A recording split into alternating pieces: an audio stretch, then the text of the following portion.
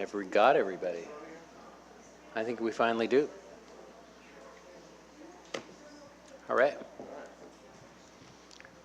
All right, well, thank you all for coming to this not sweltering evening, but, you know. But I'd like to call us to order.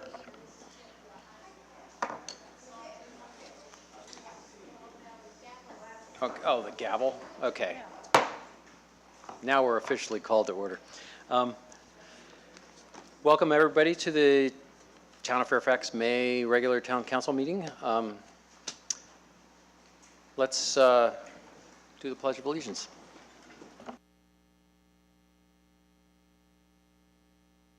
To the flag of the United States of America and to the republic for which it stands, one nation, under God, indivisible, with liberty and justice for all.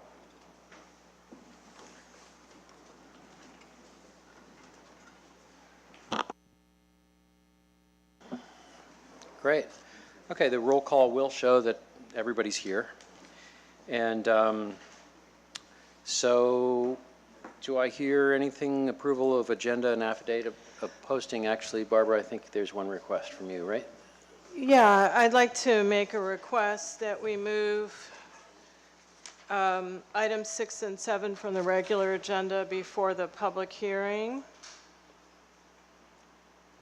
Okay, items 6 and 7. Number 6 is the election issue, which is a second reading, and 7 is discussing the concept of a fair housing ordinance.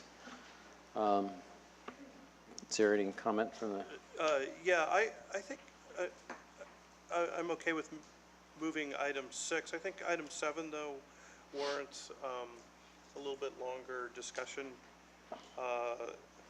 and I think there are a lot of people here for item number 5. So I would suggest that we move item 6 ahead of the public hearing on item 5, and perhaps continue item 7 till the next meeting. Second. Okay, so we have a motion. I guess, Peter, that was a motion? Yes. Okay, so that's a motion and a second. Peter and Barbara, all those in favor? Aye. Aye. Okay, that passes. And there's none abstained or none against. Okay, so meeting protocol is the mayor shall maintain order at the meetings. The council and the audience are expected to refrain from using profane language and or ridiculing the character or motives of council members, staff, or members of the public, and to maintain the standards of tolerance and civility. Please turn off all cell phones or put them in silent mode. At 10 o'clock, the council is going to review the agenda, ascertain which items, if anything, will be continued to another meeting. We already continued one thing. Any matter not started by 11:30 p.m. will be continued to an adjourned or regular council meeting unless the council votes to suspend that rule at that time. And then there's a number of announcements. One of them is, in case you didn't notice, Fairfax Market is back every Wednesday from 4 till 8 in Bolinas Park, and I was just down there. It's happening. It's good.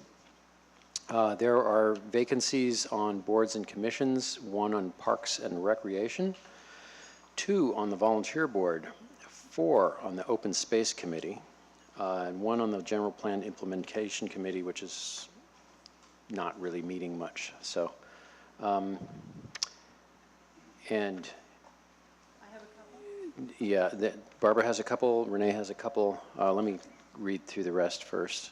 The Fairfax Festival, which is only in Fairfax, it's pretty great. If you want to get on one of those committees or boards, the applications are available at Town Hall or on the town website, and you can contact Michelle, our town clerk, for more information on that also. The Fairfax Festival is the second weekend in June, as always. That's Saturday and Sunday, June 10th and 11th this year, 11 a.m. to 6 p.m.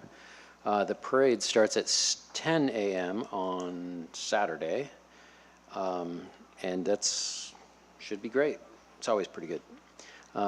Fairfax Food Pantry, as always, is on Saturdays 9 to 11 at the Fairfax Community Church. That's 2398 Sir Francis Drake Boulevard, right by Manor School. And volunteers are always needed there. And if you need a bag of food, you should go there and pick up a bag of food, because that's what that's there for. It's a good resource for people who need that, and it's a good place to volunteer because you're really helping your community.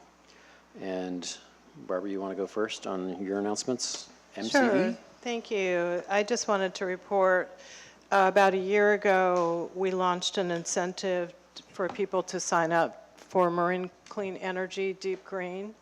I was able to get a grant to offset some of the costs of people signing up for Deep Green. So for 100 new customers to Marin Clean Energy Deep Green, they'll receive $5 off a month for 12 months. So it's a $60 savings, and that's about the difference between light green and deep green. And we've had 82 sign-ups, so we have 18 more available under the incentive. And also want to point out that Fairfax has the highest deep green sign-ups of any Marin Clean Energy customers, and nearly doubling those that are close to us. So we have the best, I guess, moving forward on lowering our carbon footprint through signing up through Deep Green. Thank you. Renee? Yes, hello. I don't know how many of you know, but indeed it is Bike Month. So what that means is, for drivers, please watch and love your fellow bikers. And for bikers, please bike. And for walkers, please walk and be aware that there are bikers and more of them. So basically we're sharing the road. But this is Bike Month. So on the 10th of May, which is a Wednesday, starting at 8 o'clock right here at Town Hall, you will experience the most hope-inspiring thing you will ever see, which is hundreds of children riding their bikes to school. We have an escort from the police department, usually the fire engine. Everybody is happy. Everybody waves at one another. The dogs are happy. And so if you would like to come and feel really inspired, please come on down or ride along with the crew. The 11th is Bike to Work Day. We, Sustainable Fairfax, will be hosting a Energizer station down by Sunshine Bicycles, where the bike racks are. So come on by on your way to work on your bike. We'll take your energy and give you our energy, and hopefully it will be a fantastic day, and you will notice some traffic reduction. That, I believe, is all I had to say. Thanks. Anybody else from the council? Great. Okay, so that concludes our announcements up here, and next is open time for public expression. And this is only for matters that are not on the agenda tonight, so you can speak to anything else. We only ask that you keep it to 3 minutes, 5 minutes if you're representing a group. And please respect other people's time, to really respect your 3-minute thing. And the dog doesn't get an extra 3 minutes, but it's great to, no, the dog should, if he has, he can share your 3 minutes. I'm speaking on her Yeah. behalf. Okay. Hi, I'm Mallory, Willow Avenue. This is Stella, same address. I now have a list in about 24 hours it took to get about 40 people who want a dog park in Fairfax. And so it'll probably be a lot more than that because it was just posted in one place. So I don't know how to go about it. I have the names, I have contacts. I will talk to Michelle, okay? All right, and if anybody's interested, come over to me or go on next door, Fairfax, and close areas, and you will find that, or go on the Fairfax, what is it called now? No Chevron in Fairfax, whatever it's called, another website. And you will find a blurb, and then you can contact me or Stella, and That's it. Okay, thank you. And Stella's the dog, right? Yeah. Okay. And I think you're referring to a Facebook page with the, No, I wasn't doing Facebook.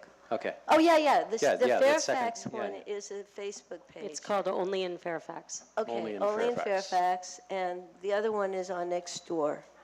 Okay. Okay, Thank you. thanks.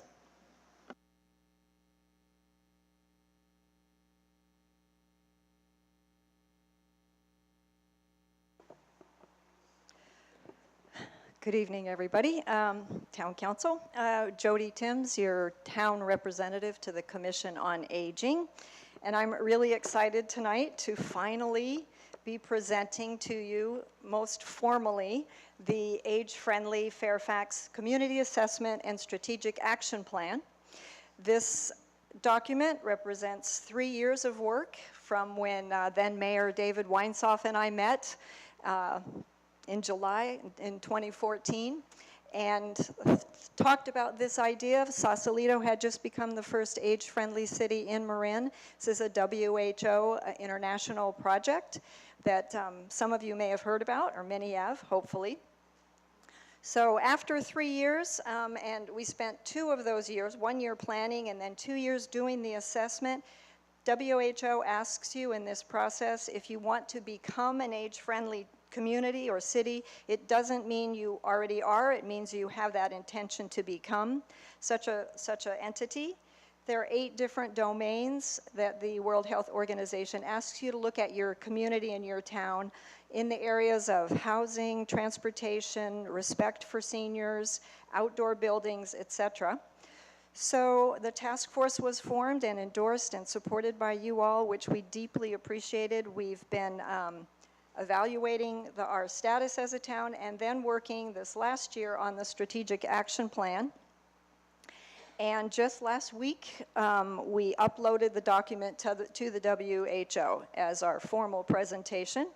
This altogether is a 5-year process. We will now spend 3 years trying to implement as much of the 15 initiatives that we came up with as part of that plan. So there are many people to thank in the process. Certainly the town council, we have felt well supported by you both sort of morally and as well as financially. The town did allocate, I think, well, $5,000 that was already part of programs for seniors.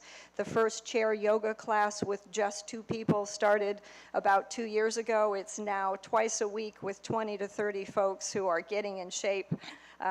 Seniors primarily, so that's really exciting. The county also came forth with the county and Marin Community Foundation also gave us a $5,000 grant, and we've spent that money some on PR, also we did hire a writer and editor, Ronnie Cohen. I want to thank her for her great work.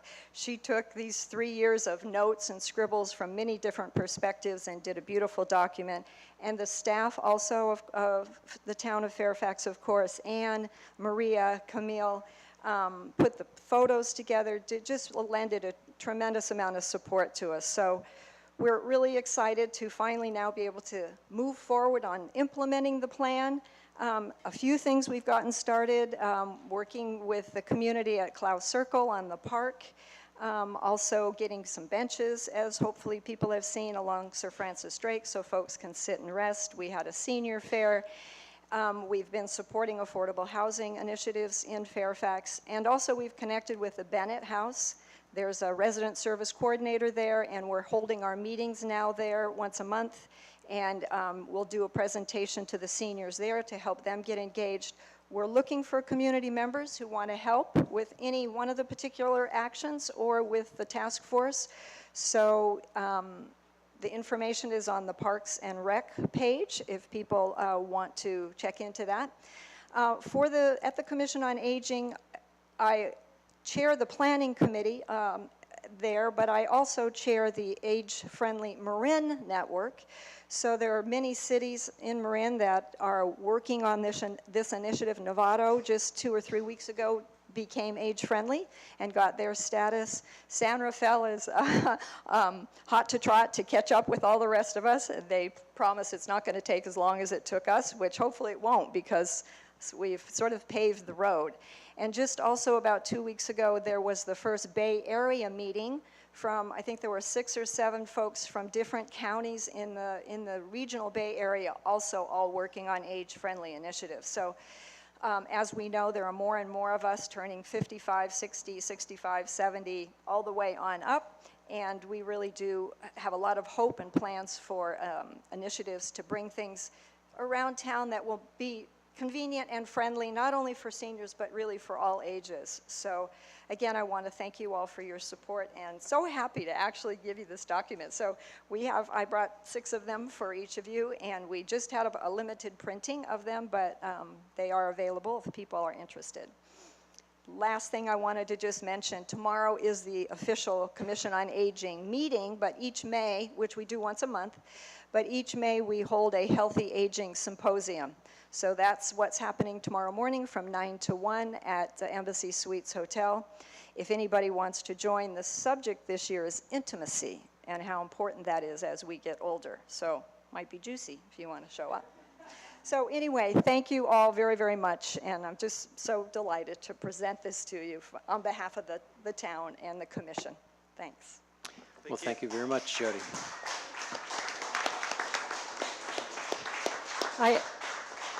Jody, before you disappear, I'm sorry. For all of you who aren't lucky enough to have Jody Timms as your next door neighbor, like I do, I just want the whole town to know how absolutely blessed we are to have Jody at the helm here. I mean, there's never been a better place to be a senior, and or a becoming senior, and it's just an eternal debt of gratitude to you, Jody. For you always thank everybody, but you really deserve huge accolades, and we really deeply appreciate you. So thanks. Keep up the good work.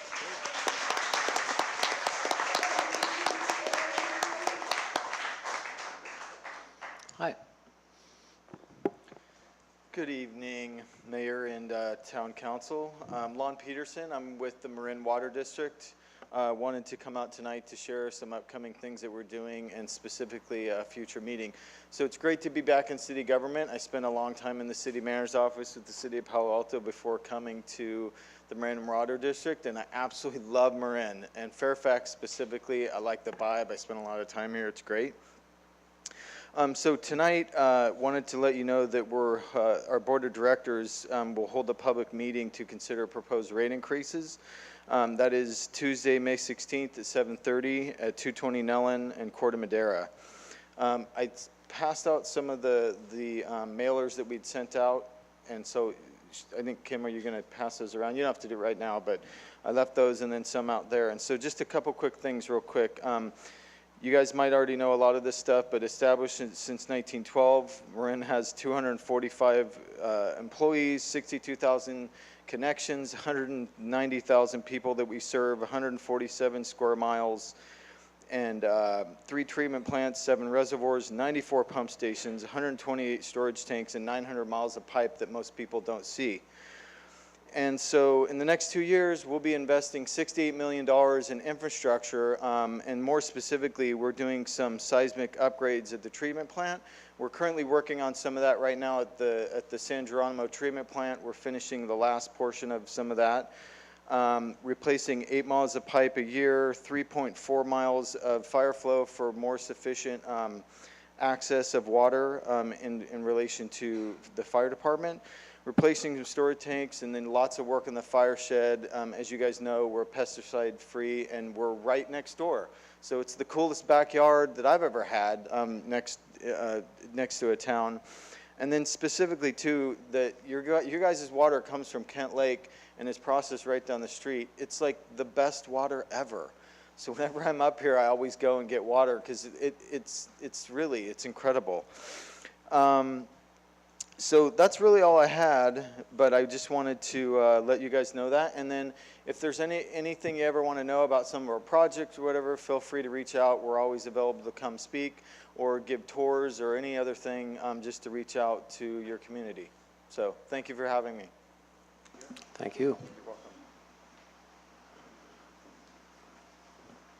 Anybody else have anything to say about anything not on the agenda? John, I'll take a moment. Okay. As good a time as any to inform the community, council, staff, that I'm not going to seek a fourth term to your town council. 12 years, I think, is, for me, quite sufficient. It's been beyond a privilege, beyond a great honor, but although I always think there's another new and exciting project that we could do down the road, I was reflecting earlier this year that the things that I came to this council to work on have been achieved. This council has respectful but vigorous debate. The town finances, because of Mike Vivret and our town manager, are quite in order. And frankly, unlike it was so many years ago, the revolving door of staff has stopped, and people want to come, they want to work here, and staff turnover has ended. And those were the things that I campaigned on back in '05, and it's terrific to see that they have been achieved. And so it's really time to sort of step back and say that it's time for the next new voice to sit up in this chair and take you on to the next couple of years. I can't possibly thank you enough for the opportunity to have served. It is one of the great highlights of my life. Thank you so much.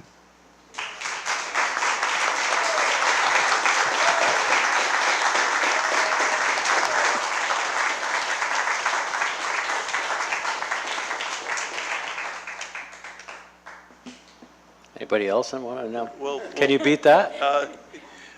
David, yeah, I just wanted to thank you for all your years of service, and yeah, you set a great example for leadership, and really appreciate all the time and many years you put in. So thank you. People can't Sure, hear you, I Peter. just was appreciating David for all his many years of service and leadership on so many different issues. So thank you, David. You'll be very, very missed. Indeed, thank you very much. I mean, it's been a pleasure, and we always haven't sat on the same side on every issue or the opposite side on every issue. I mean, but I think that the council here is healthy debate, but at the end of the day, figuring out a place where we can move forward to a place that's positive for our community is always the objective, and I think you've helped to serve that. So thank you very much. We've got plenty of time for this. We'll do a little each month. All right. Okay, seeing no more comment from the public, unless somebody wants to top David. No. Okay. So I'll close that open time for public expressions section and move on to the consent calendar, which is 4 items. Does anybody have any comment or questions on any of those 4 items from the council? Move approval?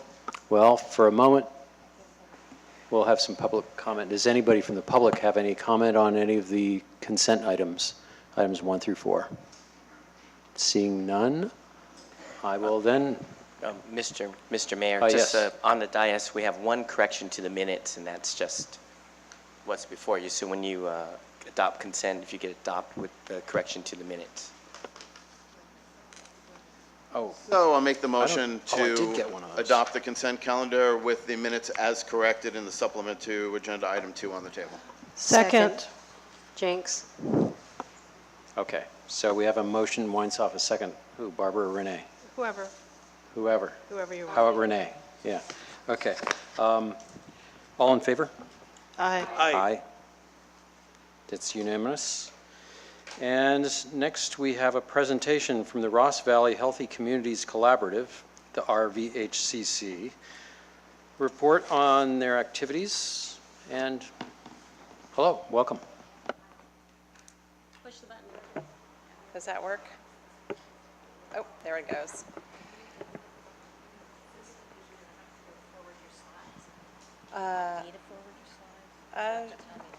Sure, or how do I, oh, because I have to stand over there, you mean? Yeah, To do or so? I can do it for you. Okay, yeah, sure, I'll have you. Thank you. Thank you for offering. I don't have too many, hopefully. Yeah? You need to Okay. talk closely, yeah. Hi, Good evening. My name is Bridget Clark. Thank you for having me this evening.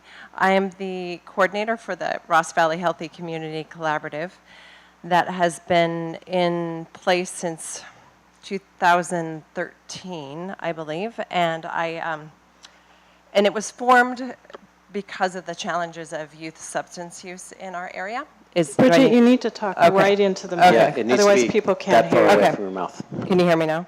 Okay. So I was saying that the Ross Valley Healthy Community Collaborative was established in 2013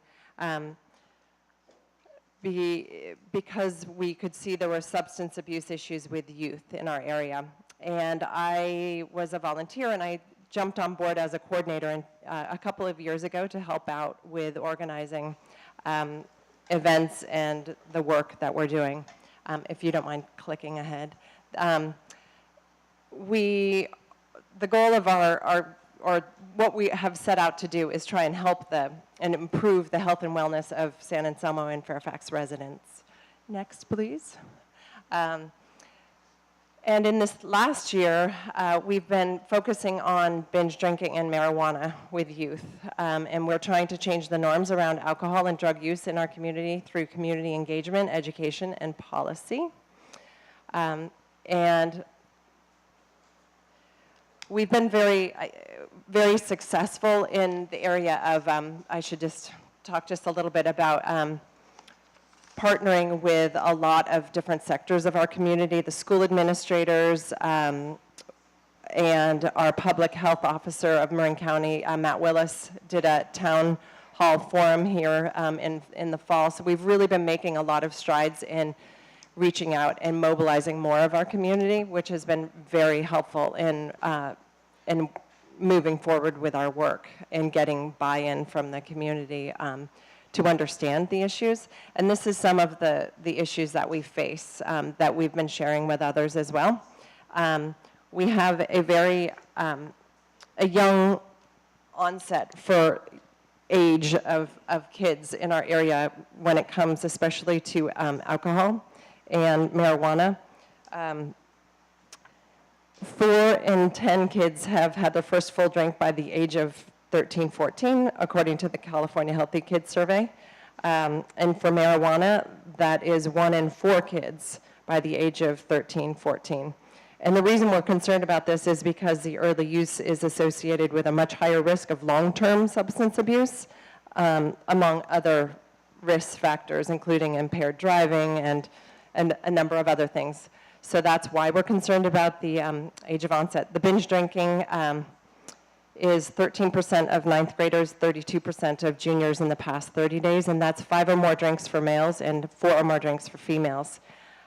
And another issue we are focusing on is the perception of harm is low for marijuana.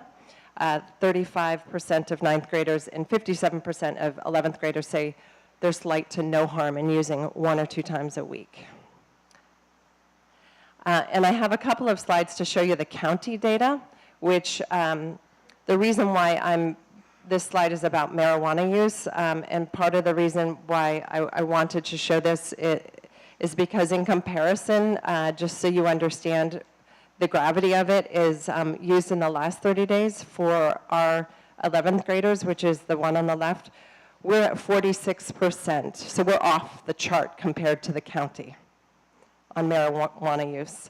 The same goes for 3 days or more in the last 30 days. So we are ahead of the county, the state, and national average. So we really need to work on this, and we are doing a lot in terms of education with professionals, and we're working with local substance abuse organizations. So we're really focusing on this. So next one, please. And part of the issue that we know of is this is showing how access is easy for both marijuana and alcohol.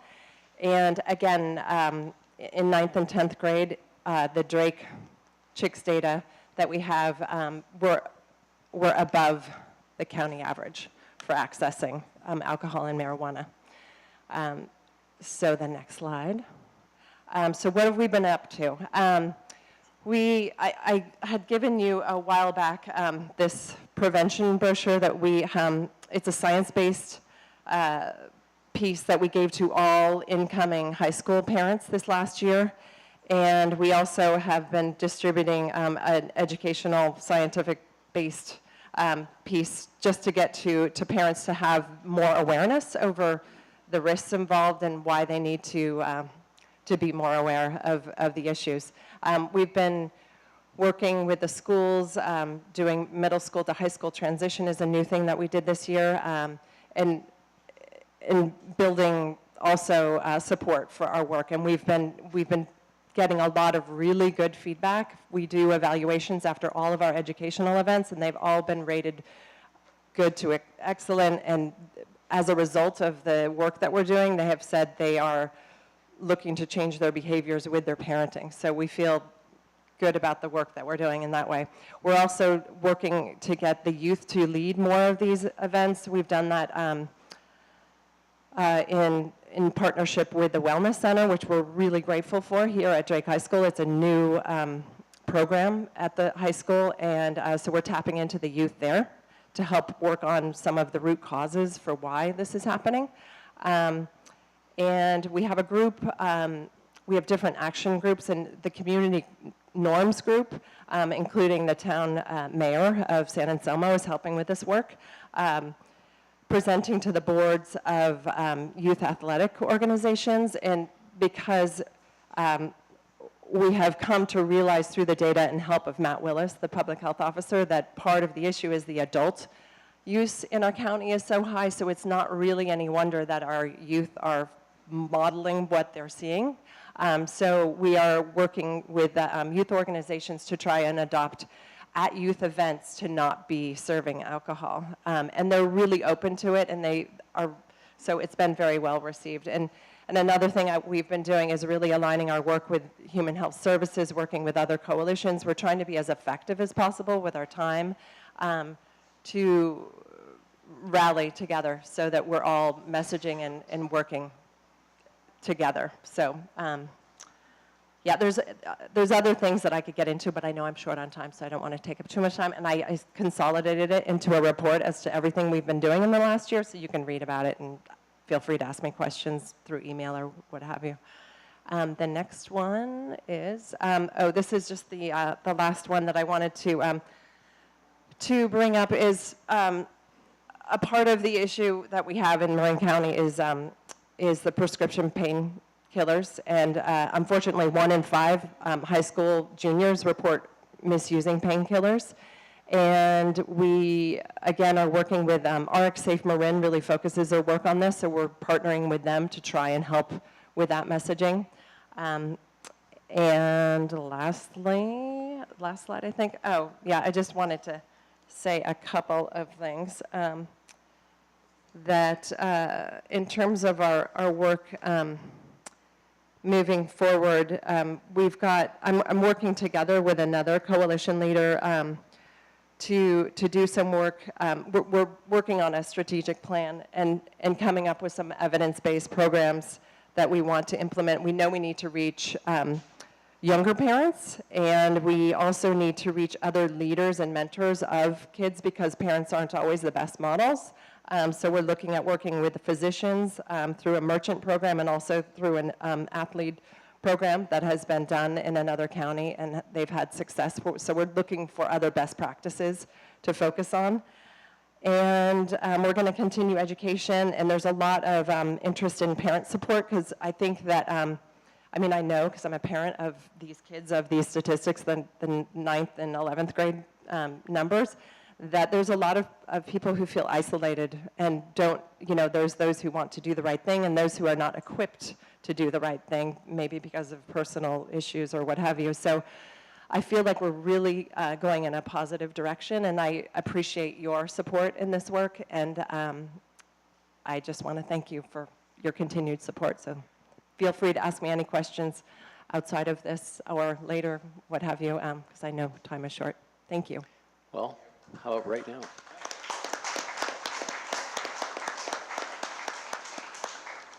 Are there any clarifying questions or anything from anybody on the I actually council? just wanted to say, Renee. Bridget, thank you.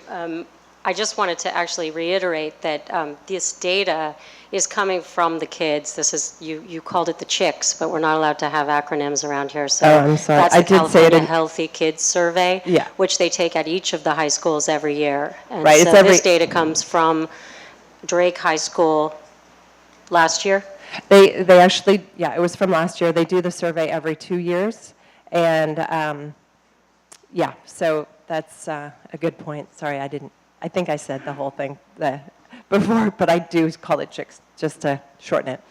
So, yeah, and one thing, yeah, I could tell you more about things, but we hope to work more with you and talk with you and keep discussions going, because it's important to have your support in moving forward. Thank you.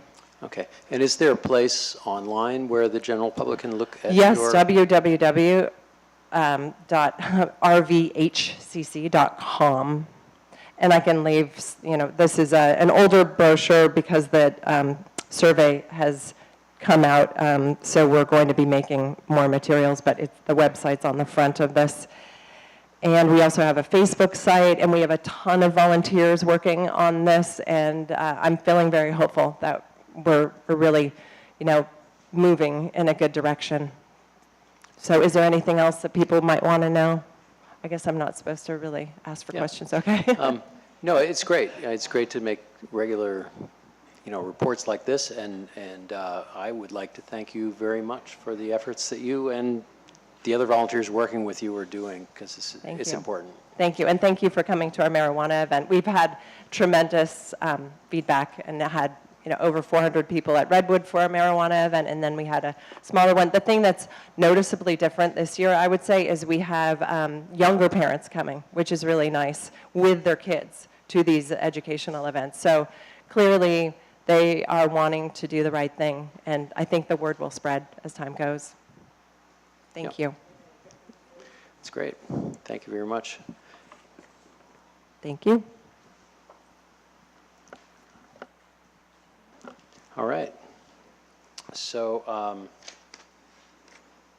next is council reports and comments, which is, we'll go down the line, and everybody will give reports on what they've been doing the last month. This is where council members report, sometimes in greater detail, sometimes just letting you know that we attended one meeting.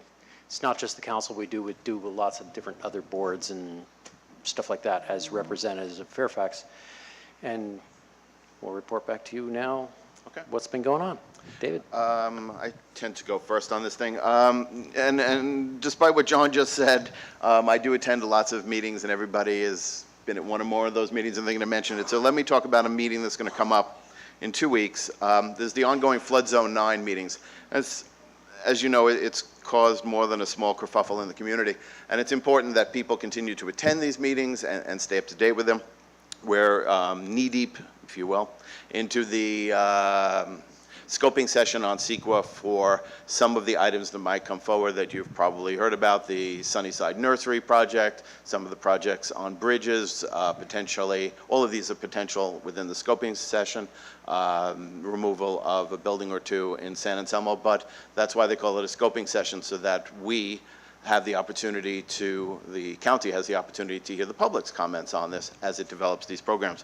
But I think I've been more than a little outspoken about the need for detention basins, and so I sometimes use this opportunity to pontificate in front of a live audience on this, so allow me to just go forward with some of them. Some people say that a detention basin, we don't want a detention basin at Lefty Gomez Field, or we didn't want one up at Sunnyside Nursery, or we don't want one at Memorial Park. And I always find this kind of interesting because at the moment we have an actual detention basin right here in Fairfax. It's called Downtown Fairfax. And every couple of decades it floods. And then the people who live down there enjoy the floodwaters in their basement, the first floor of their houses. The merchants enjoy being wiped out and having their profits diminished, not to mention the fact that every building, including the one you're sitting in now, floods.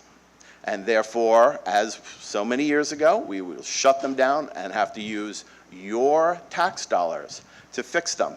To which you might say, is there no support from our friends at FEMA? Yes, there are, and someday we look forward to getting that $400,000 in additional funding back from them from the 2005 flood. some statistics that you might find interesting.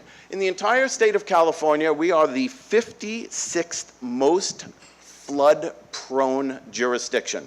We, of course, don't hold a candle to our good friends in San Anselmo, who are number 7. Okay? We are all in this together, and that's why we created in Flood Zone 9 the idea of all for one and one for all, that we would collaborate.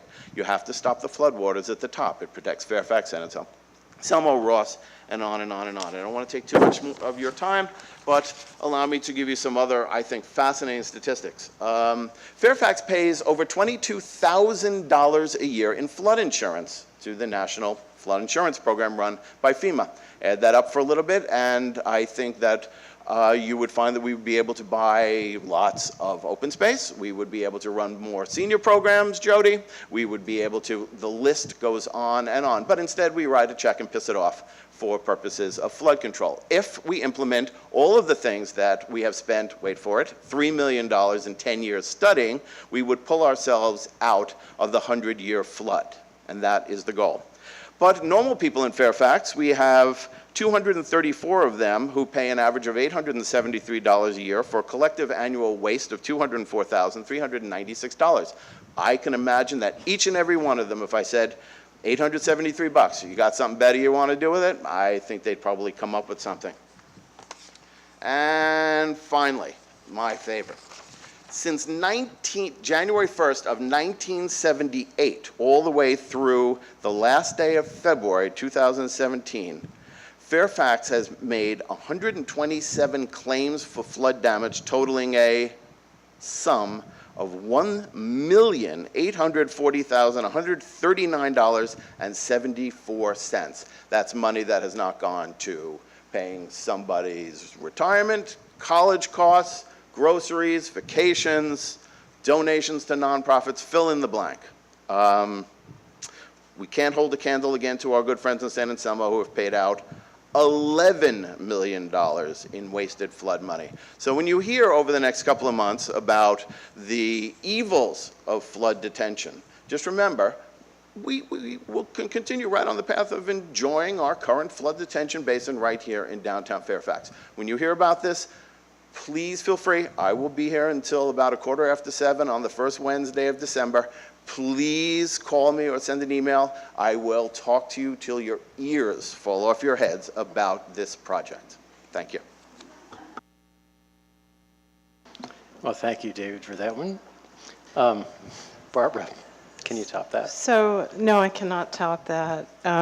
So a few meetings I attended, Marin Telecommunications Agency Board meeting, Marin Clean Energy meeting. I'm a board member and just got some news tonight. Our finance manager is a Fairfax community member. I just ran into him. And Contra Costa County, Danville, and Moraga are joining Marin Clean Energy. We're well beyond Marin now, but we're not changing the name for various reasons. But and that's because Marin Clean Energy was the first community choice aggregate in the state.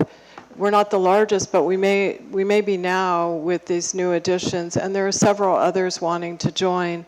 As board members, we're very careful about allowing communities to think about joining because we have limited staff. We don't want to get beyond what we can do, but we're the longest standing CCA, so a lot of the CCAs are learning from us. So with that, also attended a couple of Marin County Council of Mayors and Council Members meeting, and the last one was on flooding. So I think David's kind of just jumping onto that bandwagon, which he's been on many years, and probably been the loudest voice on that. And then also attended the Countywide Community Development Block Grant meeting, and what that's about is HUD money for projects like Victory Village. And you may be aware that the president in his budget has slashed HUD funding 50%.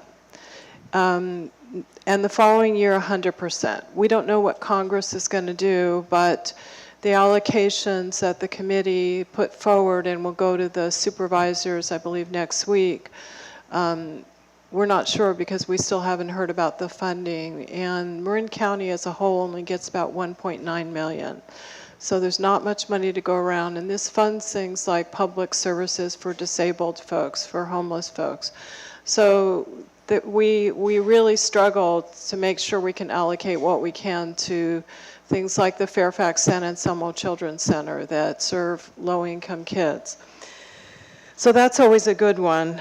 I also am a member of a new committee called the Countywide Assessment of Fair Housing Committee, and I sit on that with one other council member from Marin, from Novato, and a number of people like Legal Aid of Marin, Marin Community Foundation, representatives, Canal Alliance, and what we're going to be looking at for the next 2 years is obstacles to fair housing in Marin County, and we'll be putting together a report to give to the Board of Supervisors at that time. We have the commitment of the Board of Supervisors that they're really dedicated to this. We'll see after we get through our 2-year project. And then also, John and I attended Congressman Jared Huffman's environmental meeting way out in West Marin. Learned a few things about what's happening with the new administration, but probably we all listen to the news or read the news as well. And then also attended a couple of community media Marin meetings. These are the folks who film our meetings, who put on the public education and government access channels. And I'm honored to be a member of that board. And one of the things we're doing now is trying to add more diversity to the board, because I'm one of the 3 diverse people on that board. So we're looking at changing that dynamic. Thank you. All right. You want to go next, and I'll go last? Sure. Not too much to report. I attended our town's Climate Action Committee meeting and also a subcommittee of the Climate Action Committee. We're looking at sort of incorporating looking into our building code to try to incorporate more energy efficient measures and anticipating ways to reduce greenhouse gas emissions, looking at things like electric car, supporting electric car infrastructure. And that's about all I have to report to. Thanks. Renee? As always, monthly, we meet with the Chamber of Commerce, so we keep current on what's happening, and the town gets to hear what's up with the business community, and we get to support them in their endeavors. I also attended a meeting at the Ross Valley School District about the Yellow School Bus Program, which is constantly in search of sustainability. So we're looking at funding models and how it is that we're going to continue this vital program, which takes about 500 children to White Hill Middle School every day. Without that, can you imagine 300 plus more cars on the road at 8 a.m.? So we're working together as towns and school district, Marin Transit, and the county to fund a ongoing sustainable program for yellow buses. Attended a committee that I serve on, the Marin County Councils and Mayors Committee around homelessness, talking about our community homeless fund, which each of the cities pays into each year, originally set forth to fund the REST program, which is the rotating emergency shelter. There is money that remains from last year and this year, which we are in the process of deciding to put toward portable showers. As you all know, the only showers in this county for folks who are not housed are at Ritter Center. It's caused a fair share of problems, and that's a whole nother council meeting to talk about. But that's where we are potentially going to send that money so that we can distribute the need for showers and personal hygiene to other parts of the county. Not Fairfax, we're on the short list, just so you know. Or we're not on the short list. We're on the long list.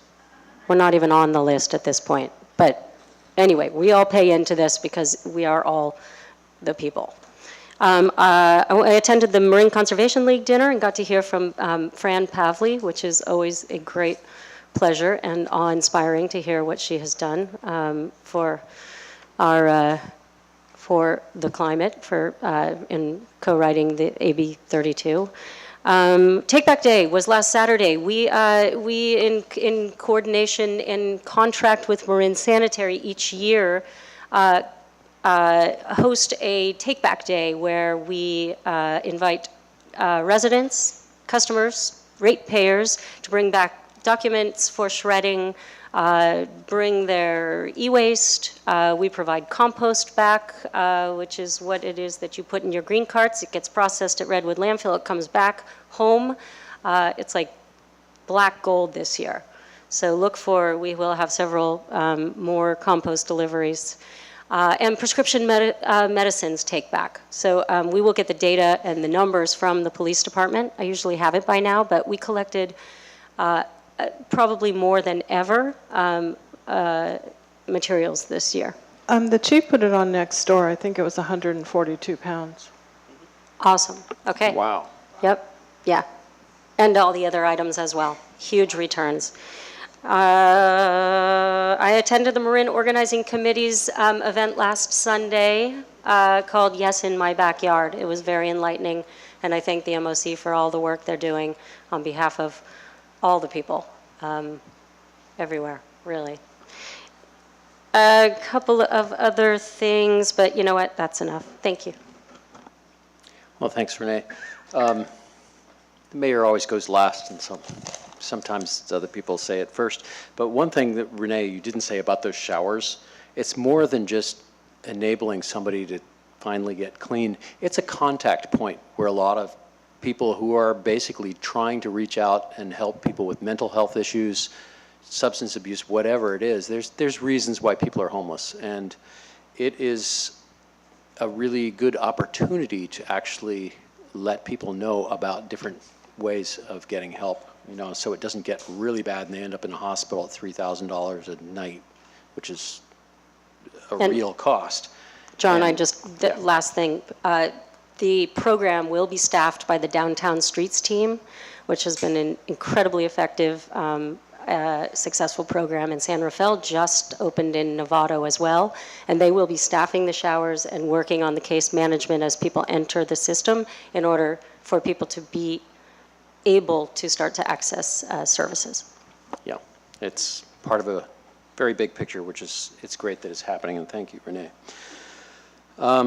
I myself, let me see, I also attended Ross Valley Paramedic Authority meeting and a couple of fire board meetings at which we basically set the process in motion to get refunds from FEMA for some of our storm-related damage that we've had this last winter, and we'll see what percentage we get back. Maybe it'll be better than the flood, maybe not. It's, yeah, who knows? It's more than just Katrina where it doesn't look so good. A couple of different chamber events with Renee at the monthly meeting, and then also at the chamber mixer up at School Street Plaza, where a lot of the people with businesses up there talked about their stuff, and it was a good event.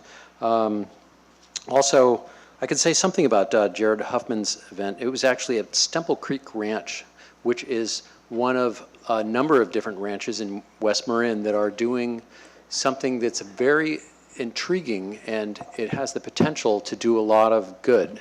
And basically a number of people have been collaborating on doing research, and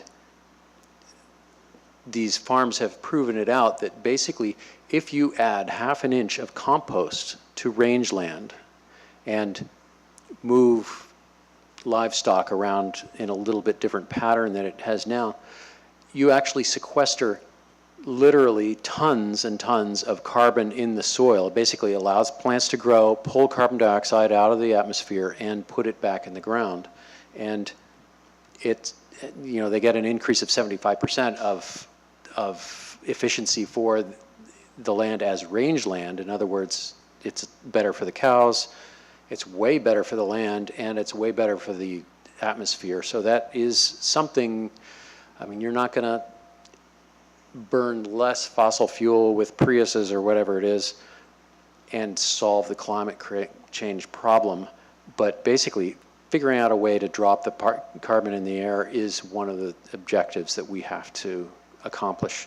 And this has actually something that's being pioneered here in Marin, and you'll probably see more of it in the news as time goes by because it's effective and it's phenomenally more successful than they had hoped. So that's a good news. Let me see. I also attended a special council meeting in here. Nobody else mentioned that, so everybody was there. That was a week ago. And at the MCCMC, which is where mayors and council members from all the various towns and cities in Marin get together once a month and talk about issues, whether it's homeless or health or mental health issues, or, you know, it was, in addition to flooding, it was also sea level rise, which is something that's going to affect not Fairfax quite as much as flooding, but it's still out there.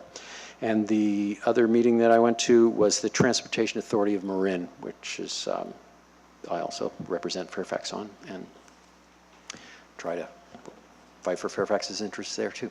So that's enough about that. Garrett, do you want to give a town manager's report? Sure, just really briefly, just wanted to provide an update to the council and community on at one point, I believe it was in March, the council declared a local emergency for 3 roads in town, Tamalpais, Madrone, and Forest. So we're pretty close to finishing design. We just need to finish up the plans and specs, need to check with FEMA on some issues, and then we'll get some estimates for the different improvements in the roads, and hopefully they fall within my authority. And FEMA agrees that it's fine to go ahead and award the project. So that's kind of where we're at. Hopefully I have the next meeting in June, we can report that we've completed some work. That's great. It'd be great to get those roads open. What Garrett's referring to is there's several slides that have shut different streets around town. If you live on one, you know all about it, but it's definitely, it's part of what we do. So thank you very much.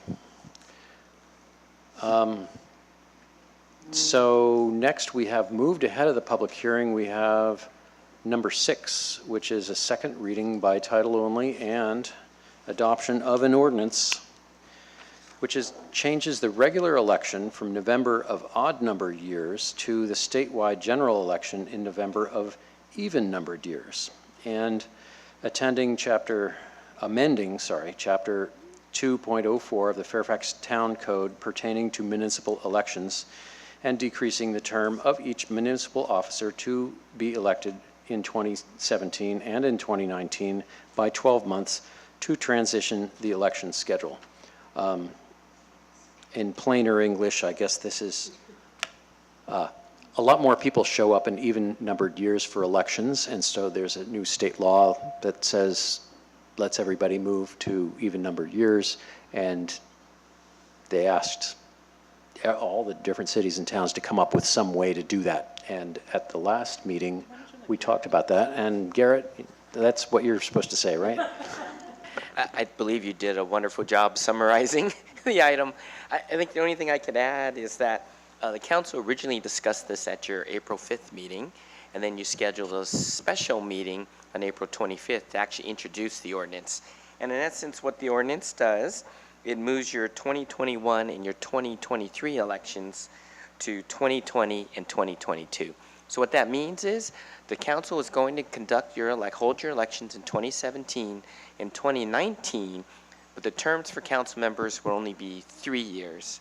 So 3 years instead of 4 years, then it gets you back on the proper schedule to meet all the requirements of SB 415, which you discussed. And I think that's pretty much it. Just the other point is after that, starting in 2020 and 2022, the terms go back to 4 years. And it also applies to the town clerk and the town treasurer. With the second reading tonight, it takes effect. The clerk takes that to the board. Board of Supervisors will consider it at their May 23rd meeting, assuming they approve it. Then we'll issue notices to all the registered voters in town, and then June, the council will need to call for an election. So that's pretty much the staff report. Okay. Probably not clarifying questions from the council. If not, is there any comment from the public on this item? Anybody have their 2 cents? Doesn't look like it, so I guess I'd close that public comment thing. Barbara? I just wanted to make a brief statement that'll be very short. Okay. And it's really so people understand why I'm going to vote the way I'm planning on voting. So as of March 21st, 2017, the Board of Supervisors had approved 14 school districts and 17 special districts to extend their terms to 5 years by not holding elections in 2017 and 2019. And while it has varied among cities and towns in Marin, most have voted to extend their terms about 5 years, either by extending them now or holding elections in 2017 or 2019 for the 5-year terms. Only San Anselmo voted to hold elections for 3 years, as has 4 of the 5 Fairfax council members based on the last meeting. And a few facts. A couple of years ago, the Fairfax Town Council voted not to hold an election. So Peter and Renee did not have to run, and by not holding that election, we saved about $14,000 to $15,000. And I stand by that vote. I think that was a good decision at that time, and I still support that. But there was also no opportunity for a write-in candidate by not holding an election. The cost to attain the requirements of SB 415 with the decision to run elections for 3-year terms is excessive and, in my view, fiscally irresponsible. I care very deeply about the town's fiscal matters, and I scrupulously review every facet of the budget. I think sometimes the staff think I'm a little bit of a pest. But I also put my money where my mouth is. I ran the campaign for Measure D, the sales tax measure. I raised all the money needed, developed the flyer and mailings, organized all volunteers for walking precincts and phone banking, including many fire and police who on their own time spent many hours to make it a success, and many other details. And thankfully it was a success because we really need the money to keep our budget whole. A few years ago, I co-chaired the campaign for Measure J, the parcel tax, where I took on many responsibilities at that time. I contributed not only time, but significant amounts of my money on both campaigns. Next year, the parcel tax must be renewed again to ensure our budget is whole. With Prop 13, we cannot rely solely on property taxes to meet our budget needs. I don't plan on running that campaign. I'll pass the baton to run the campaign to other council members who by doing so may see the value of every dollar spent in this town and how difficult it is to ensure we have a secure budget. I was also surprised and dismayed at some of the members of the community who alleged that voting to extend terms is a conflict of interest and self-serving. It is nothing of the sort. The council must perform the business of this town, considering many factors in making these decisions.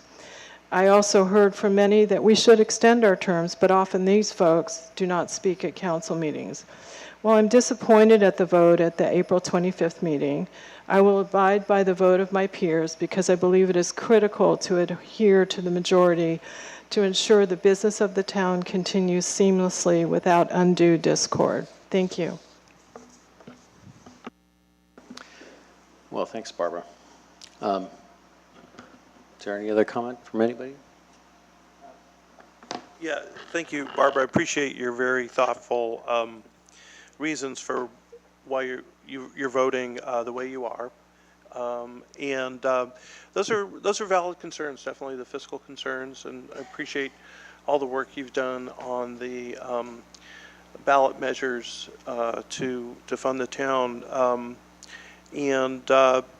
So I'm glad to hear your reasons stated so cogently, and obviously I respectfully disagree, and just weighing things, it is an expense, but I think it's an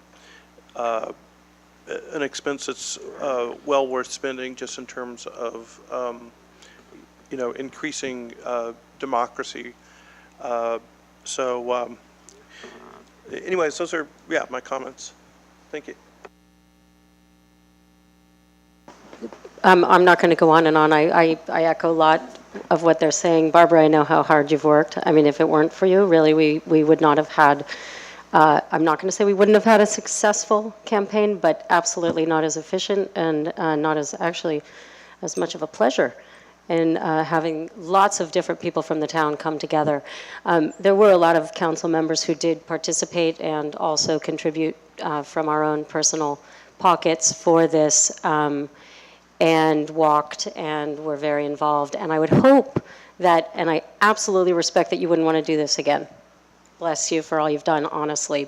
But I do think there's room for community members to step in for this. This is for all of us. This is for our community.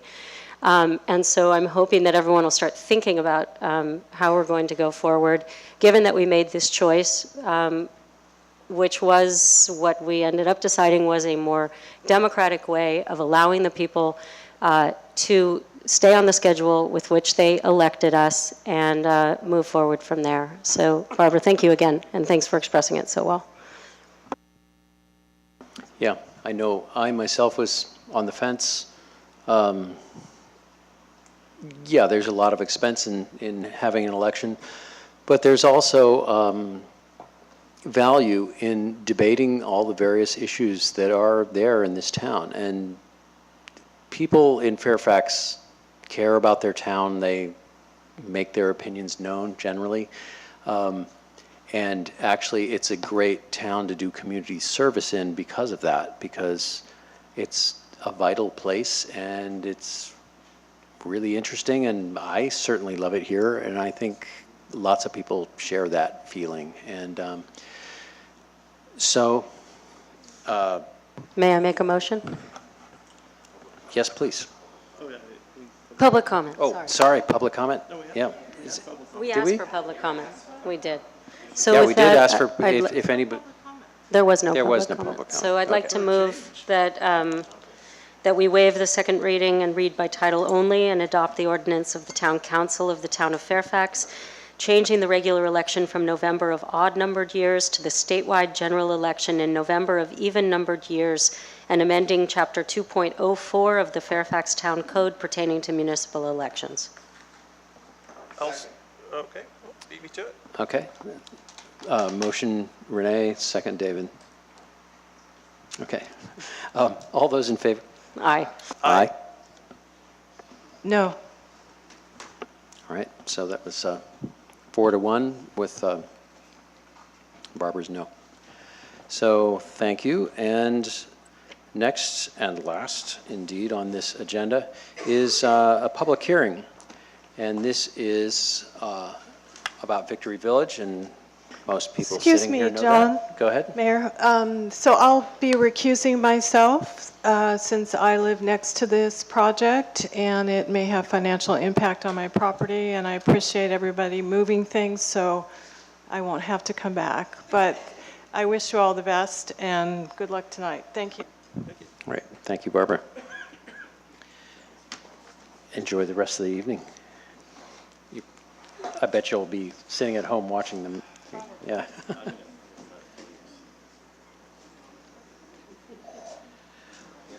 All right.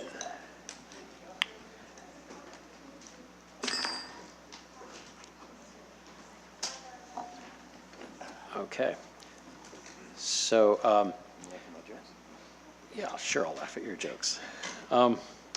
This is consideration of the proposed 54-unit Victory Village Affordable Senior Housing Project located at 2626 Sir Francis Drake Boulevard through the proposed adoption of 3 resolutions approving and adopting a mitigated negative declaration and mitigation monitoring program, a general plan amendment, a parcel map, density bonus and design review permit, traffic in permit and excavation permit, and introduction, waiver of first reading, and reading by title only, an ordinance of the Town Council of the Town of Fairfax, amending the Fairfax Town Code, Chapter 17.012, adding a new chapter, 17.090, which is the RM-S Multifamily Residential Senior zoning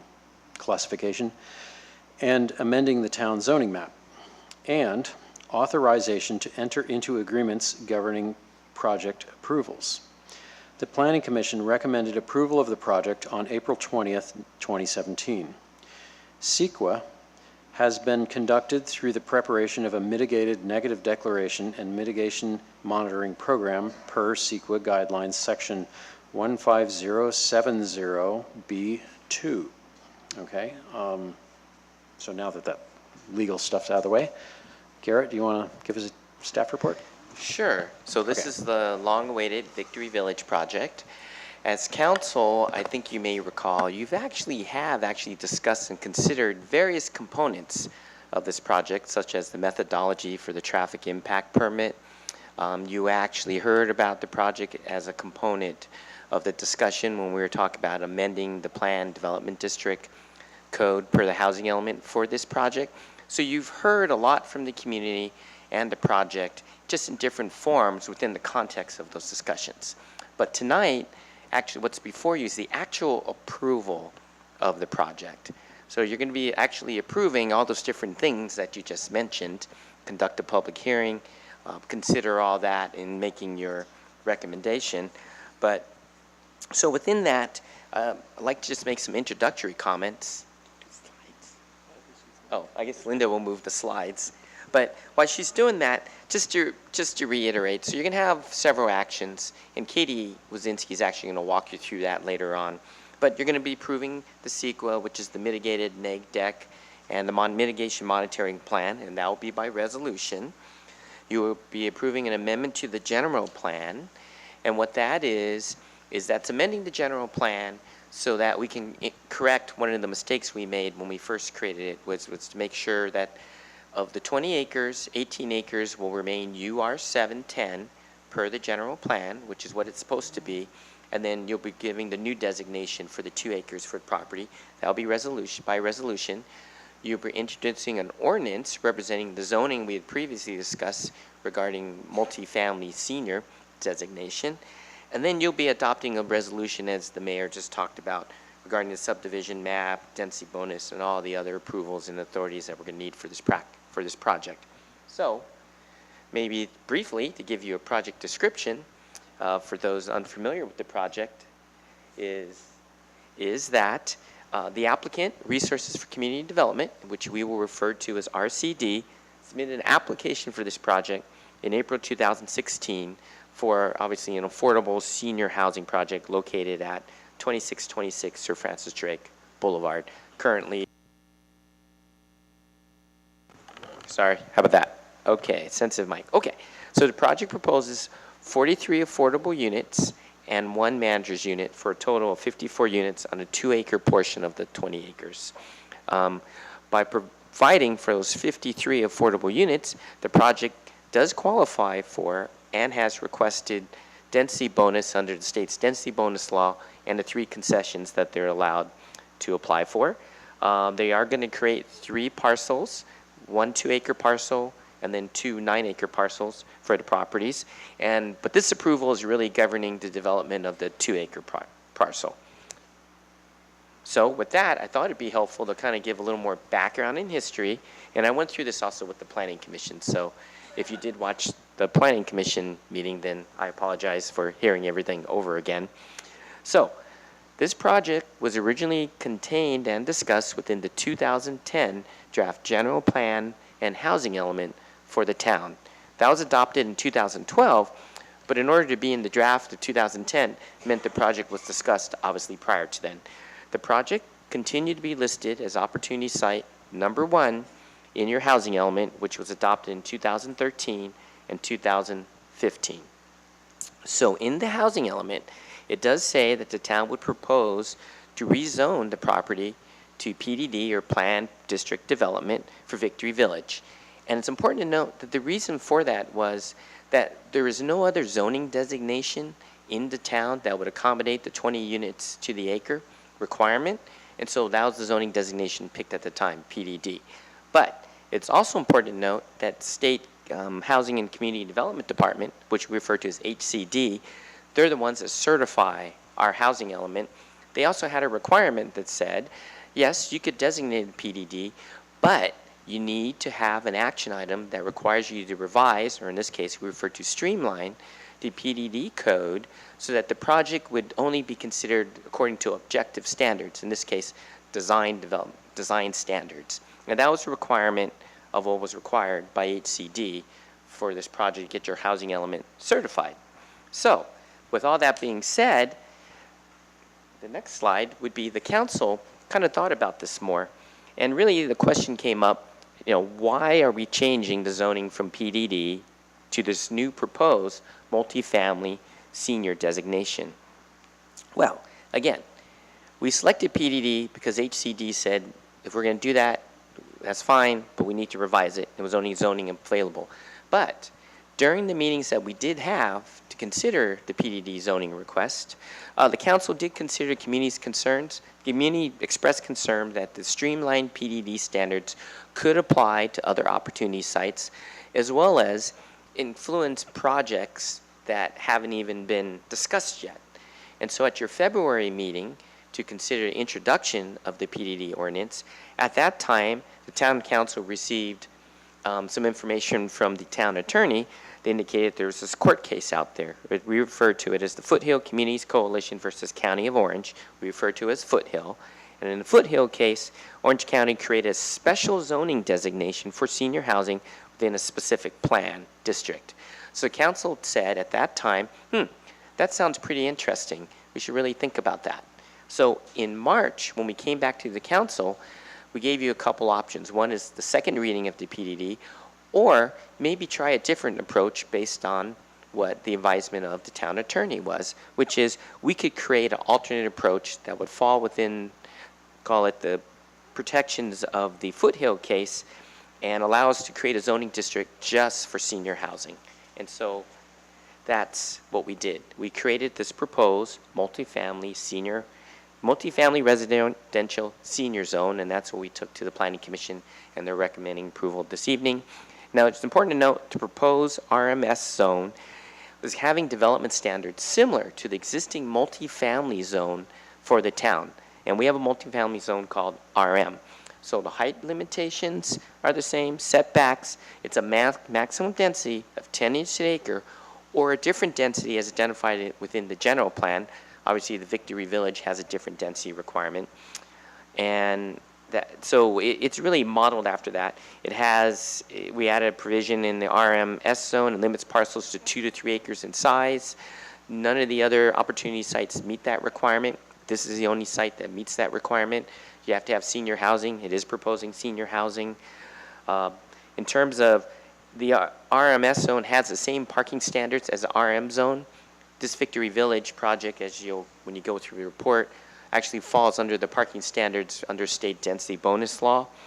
And so the question came up is why PDD, or how does PDD compare to RM senior zone? Because we think the PDD has much more scrutiny attached to it. So in our frequently asked questions, we talked about this. And what we found is in the PD zone, it's true, a project has a 3-step process: preliminary plan, master plan, precise development plan. Plus it has this caveat that says you cannot be a PDD zone if you're less than 5 acres unless you get approval from the Planning Commission and the Town Council. It doesn't really lay out objective standards, it just has a few subjective standards. And so that would have been under a PDD if you went that route. Now, PDD zones is important to note that typically those are for larger parcels. It's usually for maybe a project where development's going to be phased in, where they don't really know what they're planning to do. In this case, it's clear RCD knows in the 2 acres what exactly they want to propose. Senior housing, and we'll be going over that in a second. And then, in terms of the process, we're really following the same process as the RM zone. So, in reality is we only picked PDD because of the zoning, that the density that was allowed. Obviously in this RM zone, this creation allows us to meet that. And then more importantly, in terms of the public review process, you can see we're on our 12th meeting since November of 2015. Of the 12 meetings, I believe 10 have been with the Town Council or the Planning Commission. That doesn't include any other meetings RCD may have hosted at the church, or the church may have hosted. It doesn't include, if you may recall, those workshops we had in 2014 where we talked about the housing element, the general plan, and we specifically discussed this project within the context of the housing element. So it doesn't include any of those discussions. And so within that, it's just kind of good background to how we got to where we got. It just depends if you think 11 or 12 meetings aren't enough. Obviously, that's an opinion. If you think 11 and 12 meetings are excessive, well, that'd be another opinion. I just think it's pretty clear there has been a lot of public meetings. So with that, just want to touch on some things. You have a series of attachments in your document. One thing that we did put on the dais is that one of the things that we have received was 340 postcards in support of the project, but we did not copy and include all those postcards in your packet. What you have on the dais is a list prepared of all the names from people on those postcards. So just wanted to let you know so you had that for the public record. And in terms of process, what I'd like to do is turn it over to Sean Kennings, who will walk through design review and a mitigate neck deck, CEQA issues.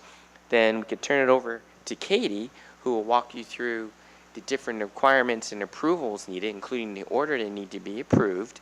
Then I would suggest that you can just open the public hearing after council has had a chance to ask questions in each section, and then allow RCD to make their presentation in terms of the project design and some other things they'd like to answer.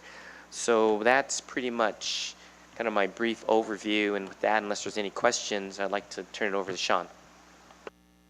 Great. Are there any questions from council to clarify? All right.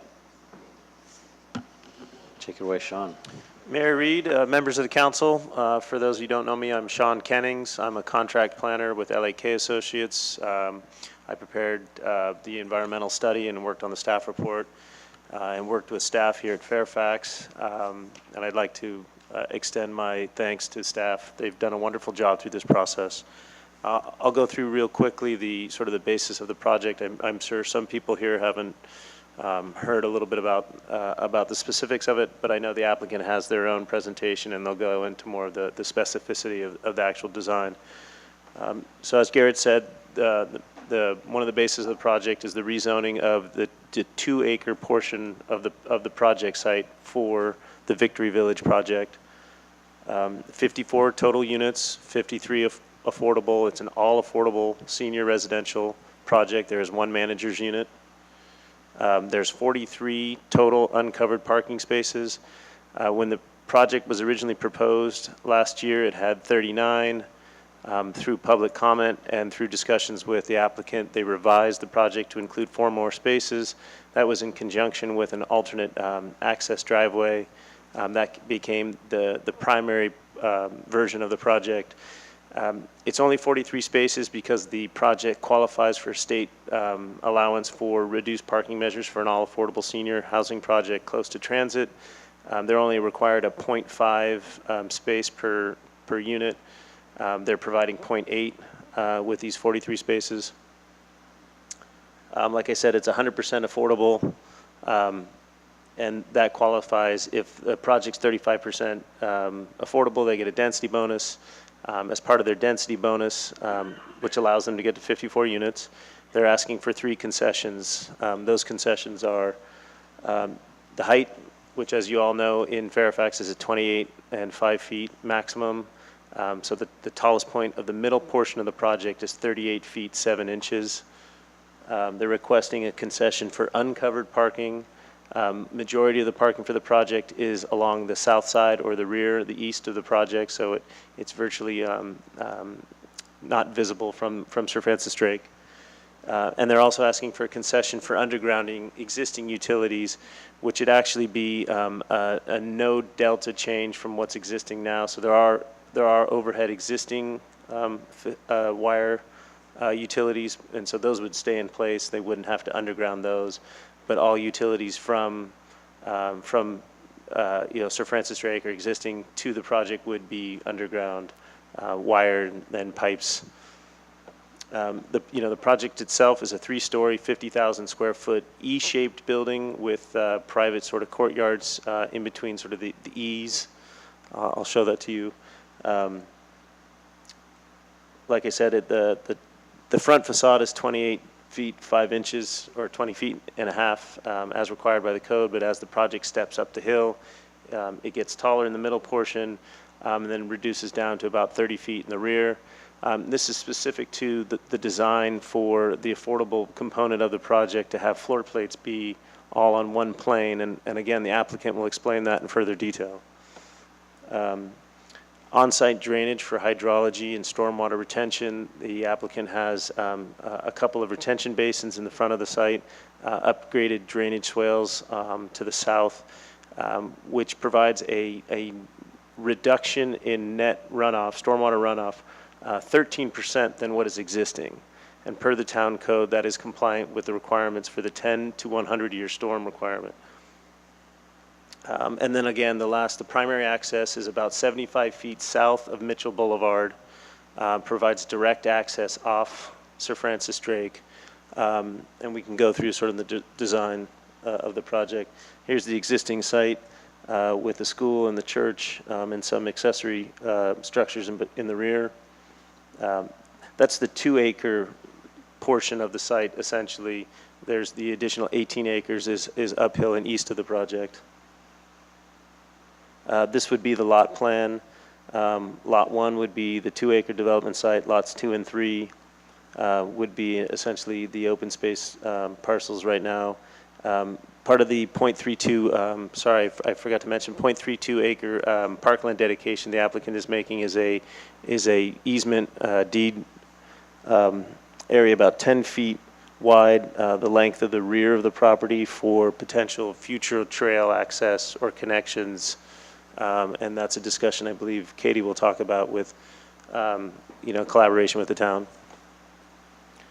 This is the proposed site plan. You can see it's kind of an E-shaped building, residential wings on the outside. The blue spaces there are sort of the central, I guess the entryway and the lobby and the manager's unit. Courtyards in between. This would be the utility and grading plan. It's important to note that the drainage swales to the south of the property will drain to a couple pipes that go into the retention basin, which then collects runoff and drains north across under Mitchell Boulevard into a drainage swale to the east of Sir Francis Drake, which actually runs north, and then across Sir Francis Drake into the existing system. This is the planting plan. Again, this is part of the revision that the applicant had made from the previous project. Majority of landscaping in the front of the property. They've got plenty of trees to offset. There's about 76 trees that need to be removed for the project. I believe 26 of them are diseased or dying. The remainder are I think there's about 17 to 20 on the 2-acre project, and then the balance would be around the edges of the property, and their majority are bay laurel. The planting plan provides plenty of, I guess, mitigation trees in that sense. Here's a illustrative elevations of the project site. If you've seen the story poles, the ridge lines of the roof of the property will not block views east of the property to the ridges behind, to the open space behind from Sir Francis Drake. Previously, the applicant had kind of a shed dormer above sort of the central lobby, which is in the middle of the project, the highest point.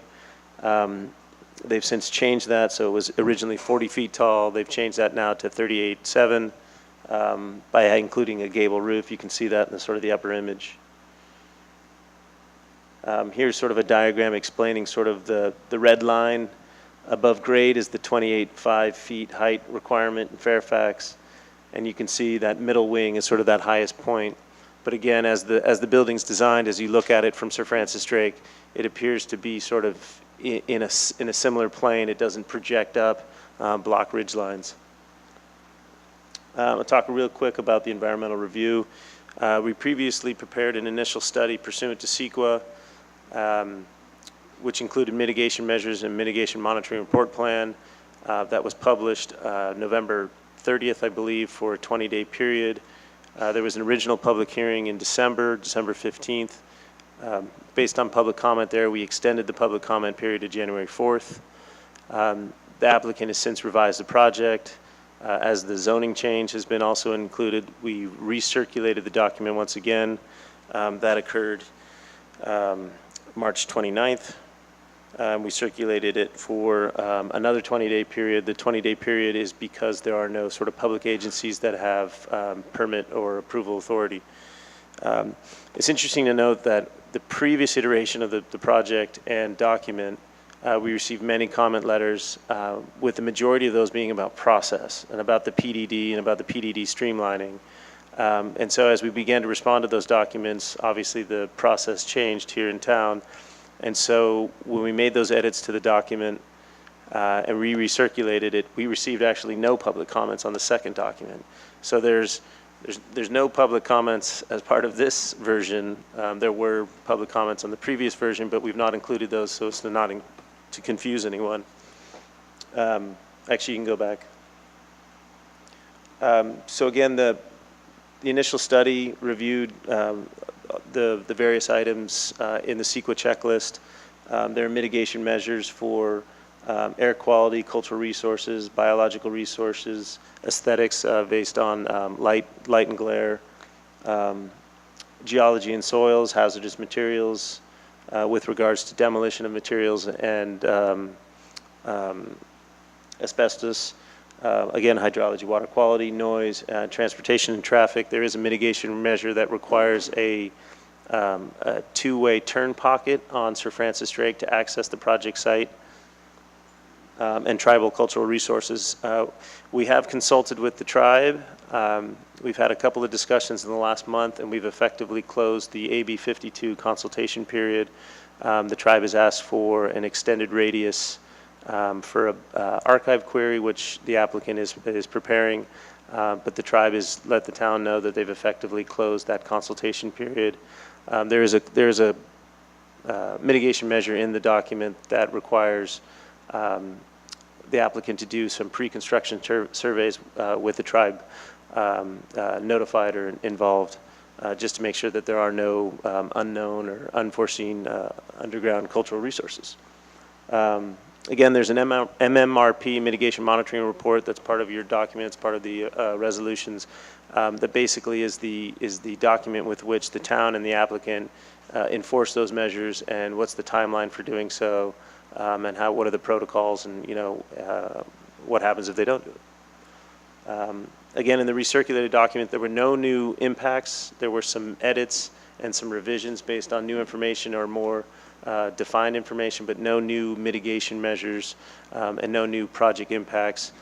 In fact, when the applicant changed the driveway and added more retention basin, they were able to reduce stormwater runoff. So there's an updated hydrology section, but it doesn't change the mitigation measure, which was compliance with the town code and MC stop and SWIPs and all the various applications and permits they need to do for stormwater management. And that's it. So I'll let Katie talk about process, unless you have any questions specific to the environmental document. Just one, you would want to clarify for the public that the expense of undergrounding along Drake would be extraordinarily out of proportion to the project. Then you would have this small section of undergrounded electrical wire, but yet the rest of it would be undergrounded.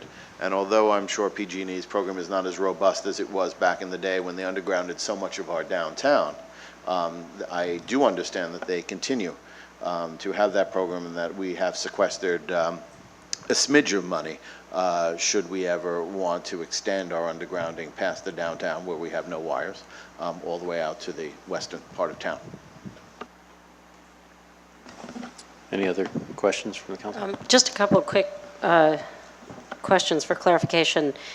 You had mentioned 13% reduction in runoff from the current condition, and you said to meet the requirements of a 10-year or a 100-year flood? It's a 10 to 100, the 10 to 100-year storm. 10-year storm to the 100-year storm. Okay. Not. Got it. You were mentioning parking ratio, 0.8. What's the Bennett House's parking ratio? I don't Anyone know that know? offhand. Is that for a later question? I'll Linda, did you have? It's a half. It's 0.5? Okay, thank you. Trees, My understanding was that only 40 were approved for removal at this time, and the rest would need to go through the tree committee? So I believe they have to go through the tree committee regardless, but there were 26 of the total trees. I think it was 72, but 26 of them I think were diseased or dying, so it'd be removed for fire safety and hazards. So they all go through the tree committee, though? I believe so, yeah. Yeah. Okay. Just real quick, why are you calling it retention versus detention? I've heard lots of different things on that. Just for curiosity's sake. I may be making that mistake, but the way I believe retention versus detention is retention, it prevents it from running off the site in a stormwater fest, so it builds up and then it drains out at a slower fashion, whereas a detention pond is it goes in and then evaporates over time. Something like that. The applicants. I'm going to Google that. The applicant's civil engineer is here. I think Okay. they can answer All right, that. thanks. Might even be the other way around. I don't know. Peter, you have any clarifying questions? I understand that part of the project is going to put in a two-way left turn lane in the area of the project. How far will that two-way left turn lane extend? Has that been figured out yet? I don't think it's been determined yet. I know that it's part of there's a requirement that the applicant has to present that to the town's engineer for approval. But I believe right now there's a single left-hand turn pocket for people traveling north on Sir Francis Drake or west on Sir Francis Drake into the development to the west. And so that would be, instead of a one turn, it would be striped such a way, where you have yellow and then the dashed on the inside. Right. Okay, thanks. And is that for that turn lane that Peter was just referring to, that's just for during the construction? No, that would be a permanent. That would be permanent, yeah, turn because lane. I think that's a good idea. So vehicles leaving Mitchell Boulevard would continue to turn left onto Sir Francis Drake.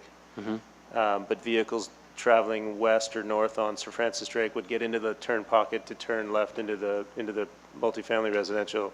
And folks traveling south and east, just past Mitchell Boulevard, would get into the left-hand turn pocket and then turn left into the project site. Okay. Yeah, because that's something that down at Glen Drive, which is a few hundred yards farther west, that is something that's been requested by people there too. And it works pretty well if you use it that way. So I'm glad to hear that. Okay, I guess I had some other questions, but they're more specific to the plans. So maybe we should move on. Good evening, council members. I'm so pleased to be here with you tonight. Usually I have the pleasure of sitting with the Planning Commission, and I think the Planning Commission has had a lot of opportunity to work on this. I see Commissioner Ackerman back there, and I really appreciate all of their work. I'm here to walk you through each of the documents that you'll be considering for approval tonight, and so we're going to go through them just very briefly before the applicant comes up and presents the project. I'm happy to answer any questions. I don't know if it might wait to ask questions until you've seen the applicant's presentation, so you can kind of see how the project approval documents would dovetail with the project plans, but I'm happy to take them whenever they come up.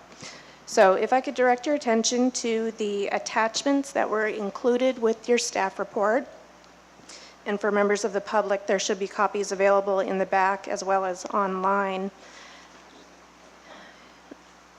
You have a number of items you're being asked to consider tonight, and they've been included in your packet in a very specific order.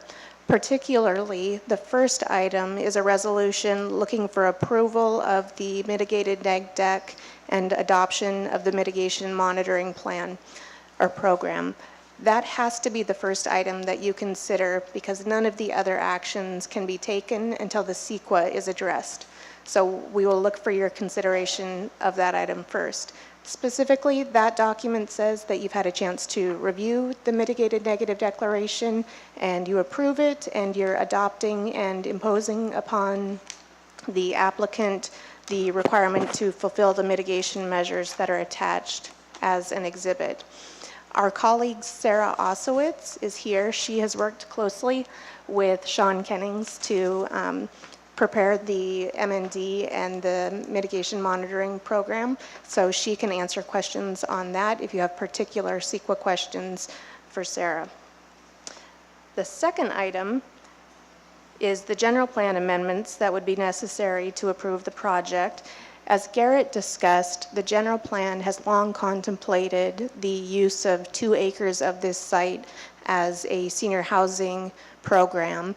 And this document in particular acknowledges that the town is looking to adopt a new general plan land use designation, which would be multifamily residential senior, and rezone 2 acres of this 20-acre site into that new zone. So we have a new land use designation and a new zone, and make the cleanups that would be necessary throughout the document to implement those changes. So this site is referenced a number of times in the general plan in both the land use chapter and the housing element. And so that document affects all of those changes. It has to go second because it's the general plan, so it's our constitution, and nothing else can change before that changes. So that one would go second. The third item is the ordinance that would amend the town code to actually adopt this new multifamily residential senior zoning district, rezone 2 acres of this project into that new zoning district, and establish all of the permissible uses and development standards that would govern in that district. It would also clean up the APN tables and the zoning map to indicate that the 2-acre site would be zoned RMS, the new senior housing zoning district, and to clarify that the other 2 parcels, the back parcels, lots 2 and 3, would be zoned UR7. So a couple of things about this zoning ordinance, and we can talk about it in greater detail as you like. It is predicated on the idea that in order to qualify to be rezoned into this district, any eligible property would have to be between 2 and 3 acres in size, and would also have to provide senior housing as it's defined in the zoning district. That senior housing language is reflective of both state and federal requirements as to the provision of housing in terms of anti-discrimination laws. And so you'll see references to other state statutes and other federal laws, and that's for that reason. What you won't see is a requirement that a project be 100% affordable in order to qualify for zoning here. And the reason for that is that in California, we have something called the Costa-Hawkins Act, which reserves to residential landlords the right to set initial and subsequent rents for residential projects unless they qualify for a particular exemption, in which case local agencies such as the town could dictate those initial and subsequent rents. I know it's kind of a technical answer, but we had looked into, at the council's request, whether that affordability requirement could be included, and we determined under the Costa-Hawkins Act that it could not. Still, in order to be rezoned into this new site, a project will need to be available to seniors, as the Victory Village project proposes to be. So that is the zoning ordinance. That would have to be the third item that you considered. The fourth item is the resolution that looks at the other approvals that are necessary for the project. That would be approving the parcel map under the Subdivision Map Act, approving the density bonus that's been requested, design review, traffic impact permit, and the excavation permit. This is the resolution that has attached to it the conditions of approval that the applicant will be required to meet in order to develop and operate the project. And tonight you were given 2 sheets that included 2 revised conditions of approval. There are sheets on the back table for members of the public, too. Oh, Garrett's handing them out right now, actually, I'm sorry. We had existing conditions of approval that already addressed the two topics that have been changed, but they have been slightly modified. One of the conditions, well, I'll let Garrett hand it out so that everybody has the benefit.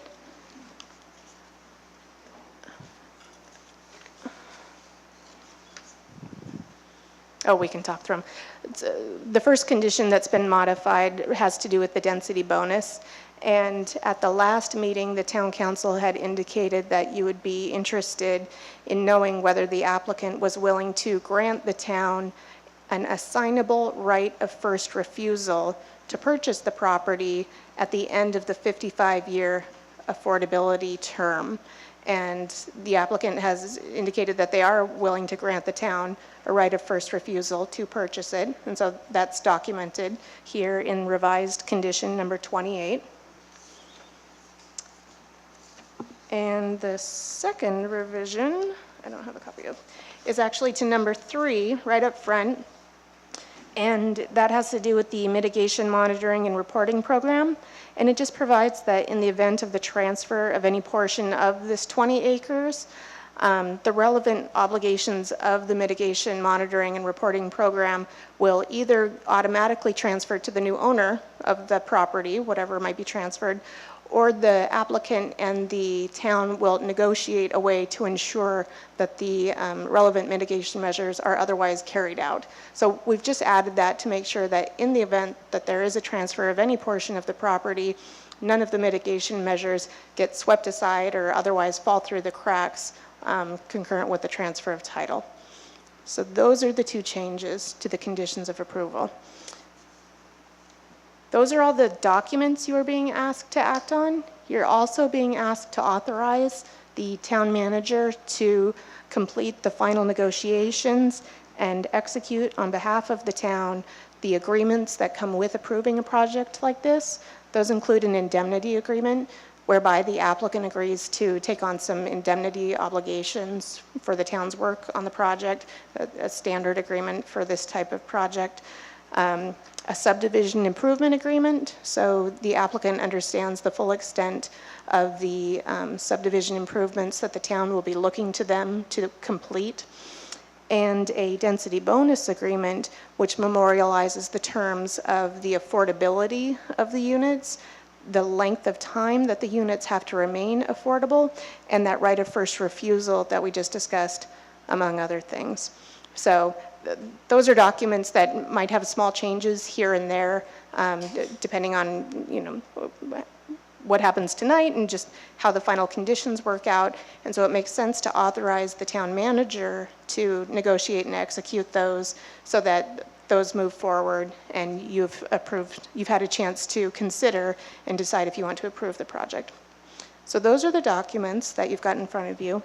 I'm happy to answer any questions. Like I said, hearing from the applicant might give you some better sense of context for some of these things, but I'm here and my colleague Sarah is here as well to answer any questions.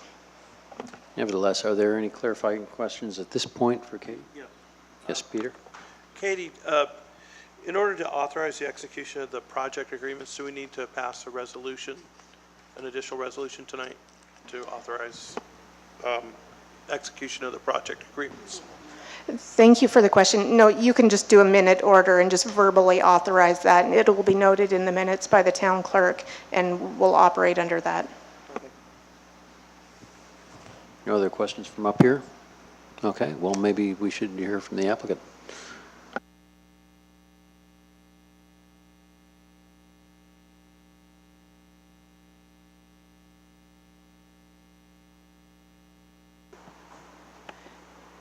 Good evening, council members.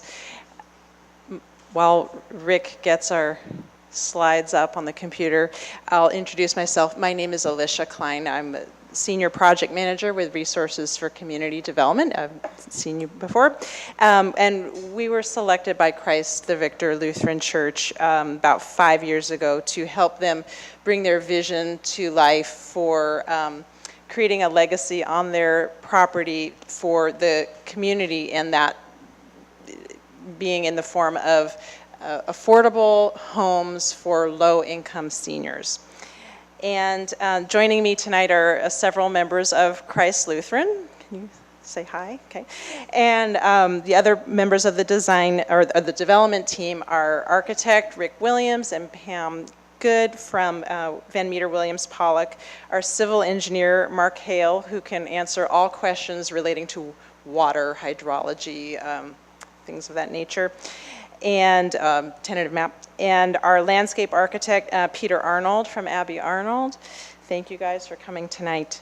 And although we have been before the town council a couple of times relating to the zoning components of Victory Village, and we've presented to the Planning Commission 4 times since December. This is actually our first time presenting Victory Village here in this context. So we will be going into a brief presentation, and forgive us if you've seen some of these slides before. So a little bit just to touch. Okay. RCD is a nonprofit organization. We were founded in 1984 with the express mission of creating and preserving affordable housing for folks with the fewest options. And we can, ooh, that is interesting. Yeah, we can slide down. Hopefully the camera can see this so that people at home can see. And we can move to the next slide. Good. Victory Village, as you've heard, will provide 100% affordable housing, and that is going to be at a couple of different affordability levels. In that kind of middle column, what we have is showing that there are going to be 18 apartments, or let me just start more simply, there are going to be 6 studio apartments and 47 one-bedrooms. Those are listed down the left column. But in the middle, you see that at each size of apartment, there are a couple of different affordability levels. Thank you. 30% of area median, which means an income of about $25,000 to $27,000, depending on if you're a 1 or 2 person household. And a little bit higher, a low income of 50% of the area median, which means you have a maximum income of about $43,000 to $46,000 a year. And then the rent levels are, you can see down the right-hand side, ranging from about $600 to about $1,100 a month. We have also applied to the Marin Housing Authority for all of the apartments to have the support of a rental subsidy, a project-based Section 8, and the Housing Authority is actively reviewing that. We've had several conversations over the last week, and they're working to taking the recommendation, whatever they end up recommending, to their board in the next several weeks. So hopefully that will come through. And that will enable each of those apartments to serve folks with even more limited income, while allowing us as the property owner to maintain the building at an appropriate level. We won't have to skimp because we're getting less rent by serving lower income folks, because the Section 8 will supplement to bring us up to the income level that will allow us to maintain the building well for the long term. Okay. And one of the common questions that has come up over the course of our coming to meetings is, how are these apartments going to be marketed? Who will get to live here? I mean, we really, we hear over and over, we want this, to be a resource for the community, but who is this community that we're serving? So we will be doing marketing outreach within Fairfax to local agencies and groups and physical postings. And we will also be reaching out to harder to reach folks because of language or there might be other barriers that will make it hard for folks to hear about this development that we need to affirmatively reach out to them under our fair housing obligations. And the project-based Section 8s, all of those units will actually give a 2-point preference to applicants who either live or work right now in Marin County, or not now, but at the time of application, who are either reside or work in Marin County. So those folks will actually, there will be a lottery of everybody who applies, but anybody who is already living or working in Marin County will rise higher up on that lottery list and get processed earlier. And our property management partner, which is a separate company called the John Stewart Company, will be screening applicants rigorously and including an in-person interview, and they will be setting up a temporary leasing office in Fairfax prior to completion of the building, so that everybody at the end of the vetting process, you're income qualified, you have a good background check, and then you come in for an in-person interview. Okay, and specifically we've been asked very pointedly, can we please give a preference for Fairfax residents, because this is where it's going to be located, and we'd love to be able to serve our local, very local community. And the answer I need to share is no. The Fairfax preference does not work under state and federal fair housing laws, and the reason is that under those fair housing laws, you cannot have a selection process that would end up with a disparate impact on a minority, a racial or ethnic minority, or any other kind of protected class like that. And so the process that you need to do to evaluate, okay, are we going to have a disparate impact or are we not going to have a disparate impact, is you look at the demographics of the locality that you want to give a preference for. And that's the table at the bottom here that we ran by our fair housing attorney as a no.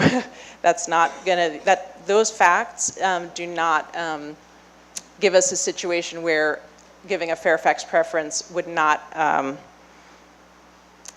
exclude Black, Asian, and Hispanic applicants. That said, I heard an example yesterday of an Eden Housing's experience. They're another affordable housing nonprofit developer renting up their affordable housing development in Novato for seniors, which actually Rick worked on, and with similar requirements to affirmatively fair market, affirmatively further fair housing, and their residents, 75% of them were previously living in Marin County. So that was a really interesting example to keep in mind. So next slide. Over the course of the public meetings this past year and meeting with neighbors outside of these formal meetings, we have heard a lot of input, and that has had some very we've made some changes based on that input, which already were highlighted, so I won't go into it at length, but we moved the access point to the site, which enabled us to add 4 parking spaces and larger detention ponds to capture more of that off-site runoff. We were able to, Rick and Pam figured out a way to bring down the maximum height by just changing the shape of the roof and moving some utilities into the attic space on the very top floor. So now we shaved over 2 feet from the maximum height. And we have worked on enhancing our open space preservation. We can go to the next slide. And in consulting with members of the Open Space Committee, we are proposing that the best way to satisfy the town's parkland dedication, the best way from actually giving a meaningful benefit to, a third of an acre is not very much parkland to dedicate, but there is an existing trail that kind of parallels the back property line, and so that is what we're proposing to deed restrict for a parkland or trail access, so that if there's any doubt where the property lines are in the back, or if the trail ends up moving over the edges, that there's a formal recordation that that's meant to be a trail at the very back of the site to support the existing trail. And I am very happy to note that RCD has applied for a grant that would enable us, hopefully, to donate actually all of lots 2 and 3 to the town for a really big open space parkland. And I just got the email as I arrived here that that was approved this very afternoon. Yeah. The timing could not have been better, right? So that's really wonderful, and we look forward to working with town staff to figure out how to make that happen. We'll come back to you on another day for that. And just in conclusion, this is our development timeline, and the big picture is we're looking to buy the site by this time next year or by the end of the year, and be under construction by this time next year. And our very next step is to apply for our major funding source, which is the low-income housing tax credit program, and that application is due on June 28th. That's in, less than 2 months, right? And so I do want to just point out one thing that is, I would have created a slide, but I only realized it this afternoon. In preparation for that application, I do want to request a couple of very minor additions to the conditions of approval. And they are, for your consideration, and the reason is that we would like to be able to record the final map in the same action as when we buy the land, and items 38 and 40 could appear like we have to demolish buildings and do grading before we can record the final map, which would be problematic. So what I'm requesting is on item 38 of our conditions of approval, which is for folks at home or in the audience, that's attachment 4, the resolution 17-11.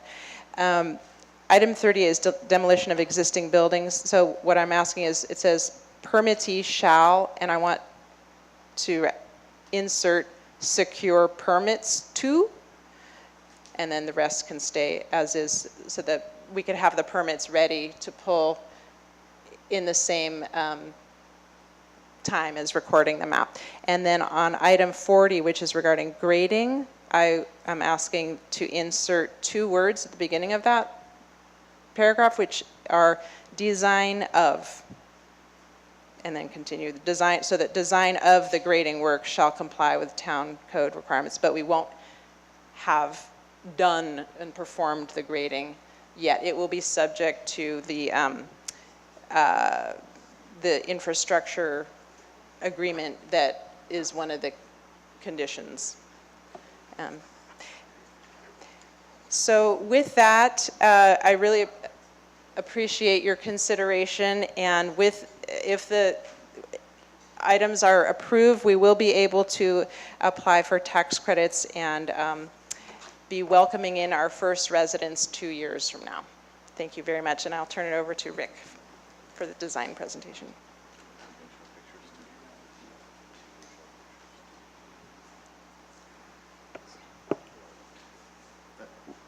Rick Williams with Van Meter Williams Pollock Architects. So I want to run through the design of the project, how it's changed a little bit, a couple of the details so that you get a good feel for the overall development plan. And you've seen, I don't know anybody that isn't familiar with this site now, and we've extensively walked the site. We know that there's street frontages that we're going to be working to refine, as well as the rear property. There's already been a lot of conversation about the housing element, the general plan and zoning changes that we're looking at, as well as the concessions and requests that we're incorporating into the plan. Again, it's for height, the not having covered carports, and then the undergrounding of the utilities on Sir Francis. And I want to emphasize that anything on site that we're bringing in new will be undergrounded.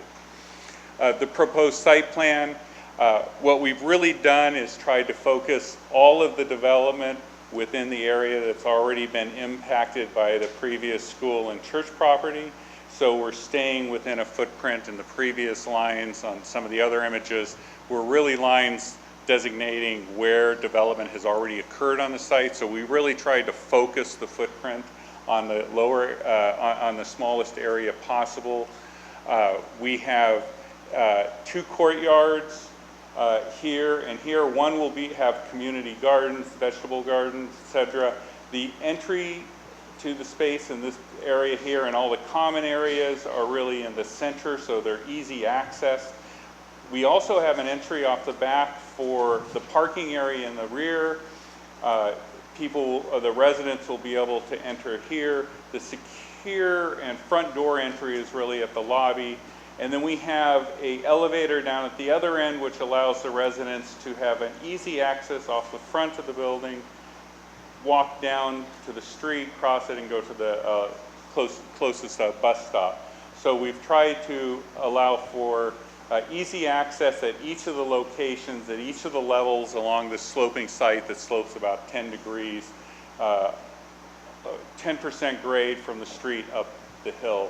I wanted to note also, you can see the note down at the bottom, this is the portion of the building that's really 3 stories in height, and it is about 240 feet from Sir Francis Drake Boulevard, and I will show that to you in a couple of other views.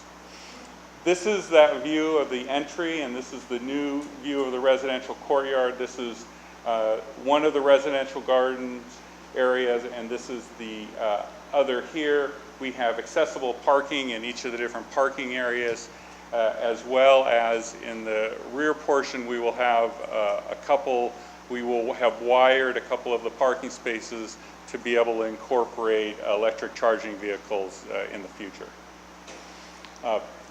We've worked really closely with our landscape architect on both having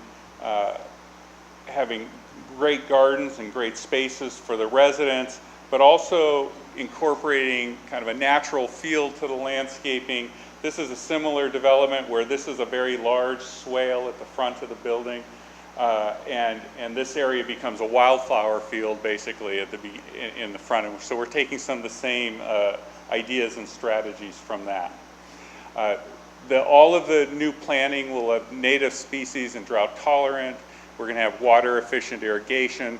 Just to make sure we understand some of the numbers on the trees, we are removing a total of 72 trees, 26 of those for health and safety or other fire hazards, as we are also have already started working with the fire department. Their regulation is we clear some underbrush from the area to an extent of about 300 feet within our property. 46 others are being replaced on site on one-to-one. We really like the building appearance. We've gotten a lot of compliments on it. My sense is after a few years, as the trees grow up, you might not actually notice there's a building on the site.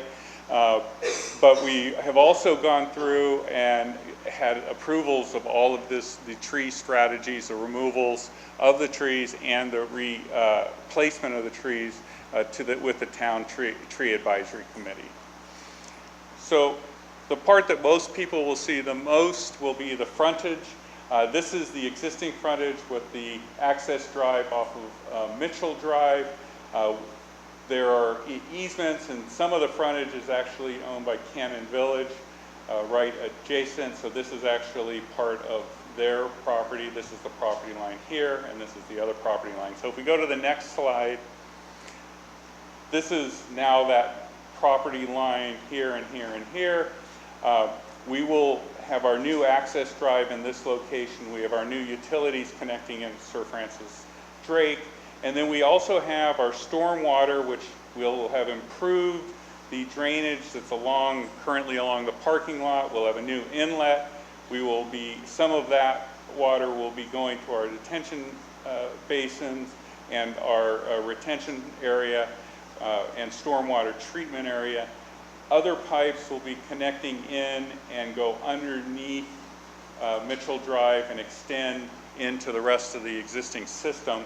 We've also are adding, we have an additional pipe within this zone here from this area to here, so that we're putting in additional width pipe and additional capacity so that if and when further improvements are made downstream to the system, this would be able to attach to it and improve the system a greater extent from the site. So we're doing that currently, but if we actually let the water flow now, we'd be creating more problems.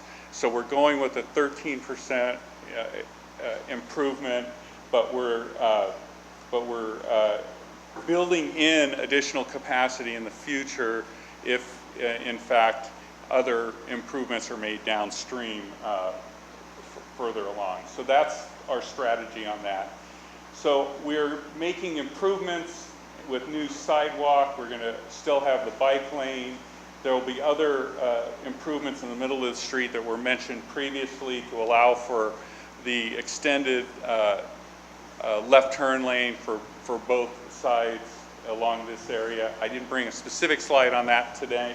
I do just want to note that as we're doing our landscaping and frontage improvements, if you recall that property line, this area here is actually not our property. And for us to be able to make those improvements, we have to get permission and an agreement from Canyon Village to be able to do that work.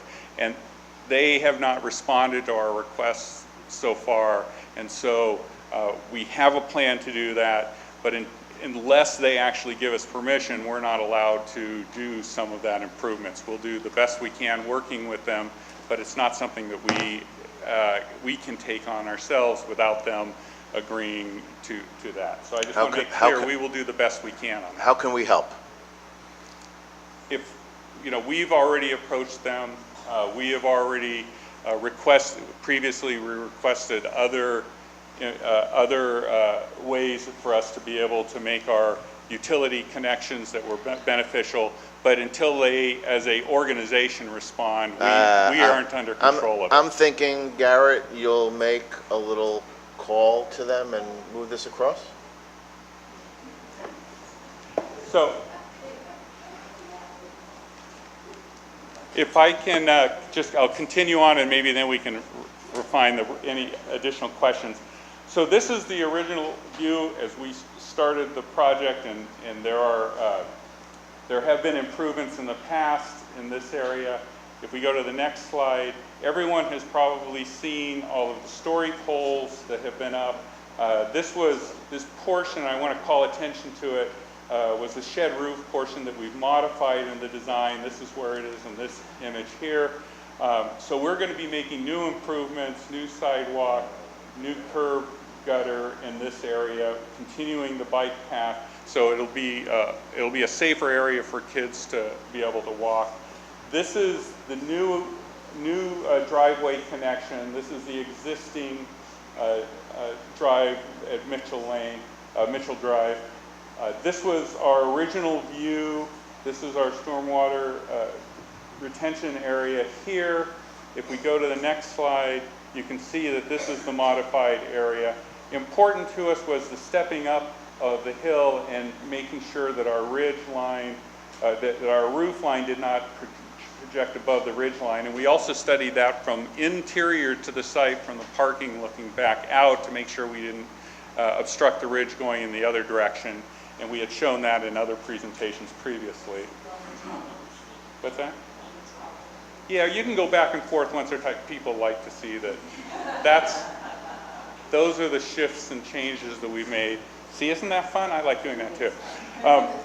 These are the proposed elevations, and this is our height diagram. I noted before that those areas that we changed, even those areas are about 240 feet away from Sir Francis Drake Boulevard. A football field's 300 feet, so it's pretty far away. Once we get the trees, we took the trees out of the rendering. We made them transparent so you could see the building. I'm pretty confident that our landscape architect has succeeded in hiding it in a few years. When we get to, as you see the building steps up, can you just click backward? It steps up the hill so that down here is where that, where the elevator came in to let seniors get down to the street easily. That's almost 18 feet above, so that's where we have a two-story area in this area.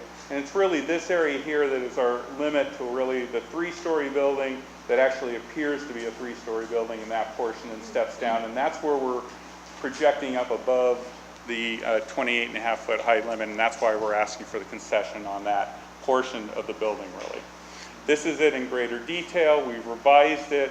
We lowered the third floor by 1 foot by putting other equipment into the rafter space instead of having an additional soffit and ceiling space down below. A little more complicated construction, but it can easily be done. And then, and we also have kept all of the solar panels tight to the roof. I'll have another image of that. And then when you go from that view to this was our original entry view, and this is the new revision with the lower ridge line, and then the change from a shed roof to the gable roof. And everybody pretty much enjoys that, seeing that change there. We are also incorporating, we're going to pre-wire the building for solar panels, getting all the space and systems, and the structure of the roof system will all be set up for solar panels.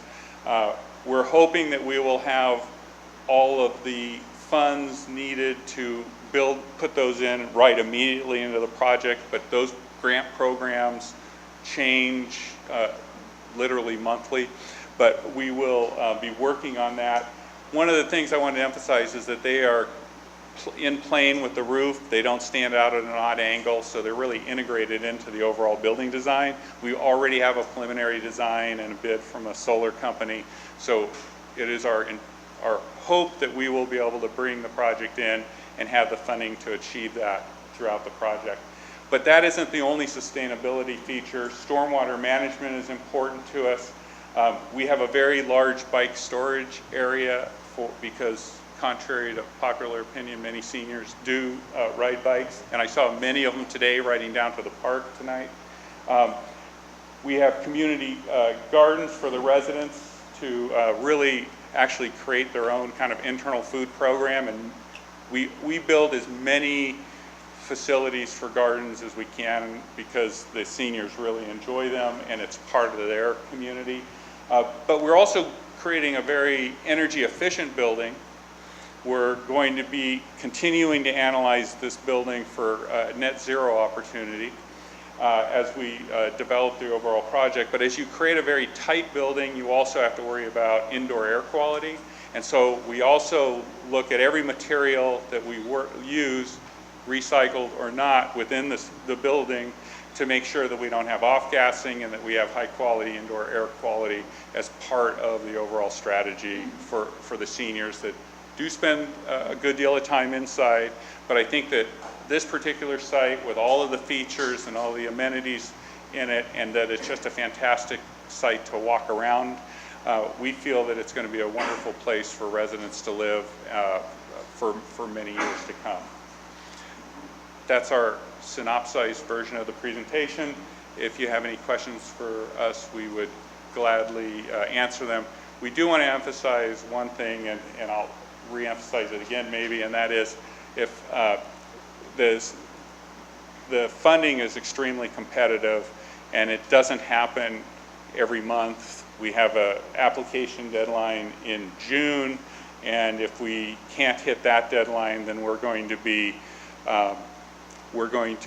pushed off at another 9 months until next March at the earliest, and June of the next June, so it would be another year. And we're really hoping to be able to realize this project as quickly as possible for the community and seniors in Marin throughout. So don't want to, I know we haven't been before you before, but we have tried to reach out to the community extensively, and hopefully you have seen enough of the development to understand it thoroughly. Thank you.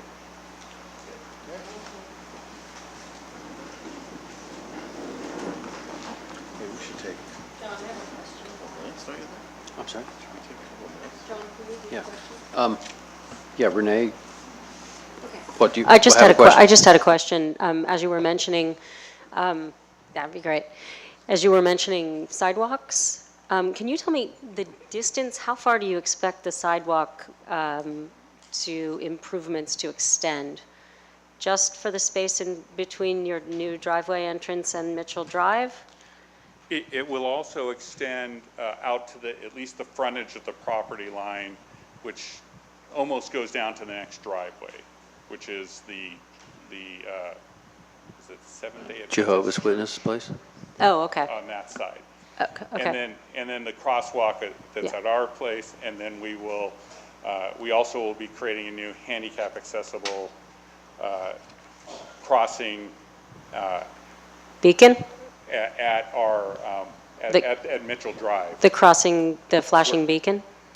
Is that what you're talking about? That's the flashing beacon. That's a separate conversation, but yes, that was the one that was crossing Sir Francis Drake. Okay, that was my question. All right, thank you.